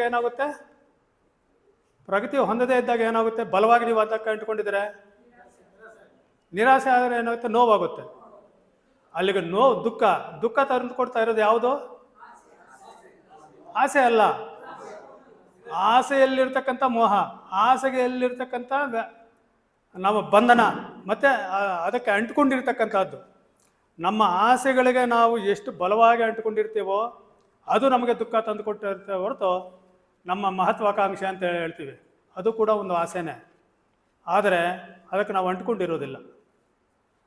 ಎಲ್ಲಿ ನಾವು ಅಂಟ್ಕೊಂಡಿರಲ್ವೋ ಗಮ್ಮು ಅಂತ ಹೇಳ್ತೀವಿ ನಾವು ಅದನ್ನು. ಗಮ್ಮು ಎಲ್ಲೆಲ್ಲಿ ನಮ್ಮ ವ್ಯವಹಾರಗಳಲ್ಲಿ ಗಮ್ ಹಾಕ್ಕೊಂಡು ಹೋಗ್ತೀವೋ ಅಲ್ಲೆಲ್ಲ ದುಃಖನೇ. ಎಲ್ಲೆಲ್ಲಿ ಲೂಬ್ರಿಕೆಂಟ್ ಇರುತ್ತೋ ಅಲ್ಲೆಲ್ಲ ವ್ಯವಹಾರಗಳಲ್ಲಿ ಏನನ್ನು ಧರಿಸ್ಬೇಕು ನಾವು? ಲೂಬ್ರಿಕೆಂಟ್ ಅಂದರೆ ಕನ್ನಡದಲ್ಲಿ ಏನು ಹೇಳ್ತಾರೆ ಗೊತ್ತಿಲ್ಲ, ಜಾರು ವಸ್ತು ಅಂತ ಹೇಳೋಣ. ನಾವು ಯಾವುದಕ್ಕೂ ಕೂಡ ನಮ್ಮನ್ನು ಯಾರು ಹಿಡ್ಕೊಂಡ್ರೂ ಕೂಡ ಹೋಗ್ಬೇಕು, ಜಾರಬೇಕು. ಎಲ್ಲೂ ನಾವು ಗಮ್ ಹಾಕ್ಕೊಂಡು ಅಂಟಿಸ್ಕೋಬಾರ್ದು. ಅದು ಪ್ರೇಮ ಅಂತ ಹೇಳ್ತಾರೆ ಅದನ್ನು. ಒಂದು ಪ್ರೇಮ ಯಾವುದು? ಲೂಬ್ರಿಕೆಂಟ್ ಅನ್ನೋದನ್ನು ಪ್ರೇಮ ಅಂತ ನಾವು ಕರಿಬೋದು. ಇನ್ನೊಂದನ್ನು ಲಸ್ಟ್ ಅಂತ ಕರಿಬೋದು, ಆಸೆಗಳು, ಮೋಹ ಅಂತ. ಇದನ್ನು ಬಿಟ್ಟಾಗ ನಾವು ಆ ಮೋಕ್ಷದ ಕಡೆಗೆ ಸರಾಗವಾಗಿ ಸಾಗಬಹುದು ಅಂತ ಹೇಳ್ತಾ, ಈ ಒಂದು ಅವಕಾಶವನ್ನು ಕೊಟ್ಟು ಆ ಪುಸ್ತಕವನ್ನು ಓದುವುದಕ್ಕೆ ನನಗೂ ಕೂಡ ಒಂದು ಅವಕಾಶವನ್ನು ಕೊಟ್ಟಂತಹ, ನಾನು ಇದುವರೆಗೆ ಅದನ್ನು ಓದಿರಲಿಲ್ಲ, ಅವಕಾಶ ಕೊಟ್ಟಂತಹ ಸೋದರಿಯವರಿಗೆ ವಂದನೆಯನ್ನು ಅರ್ಪಿಸದ ಇದುವರೆಗೂ ಸಾವಧಾನವಾಗಿ ಕೇಳಿದ ತಮ್ಮೆಲ್ಲರಿಗೂ ವಂದಿಸುತ್ತಾ ನನ್ನ ಮಾತುಗಳನ್ನು ಮುಗಿಸ್ತೇನೆ. ನಮಸ್ಕಾರ.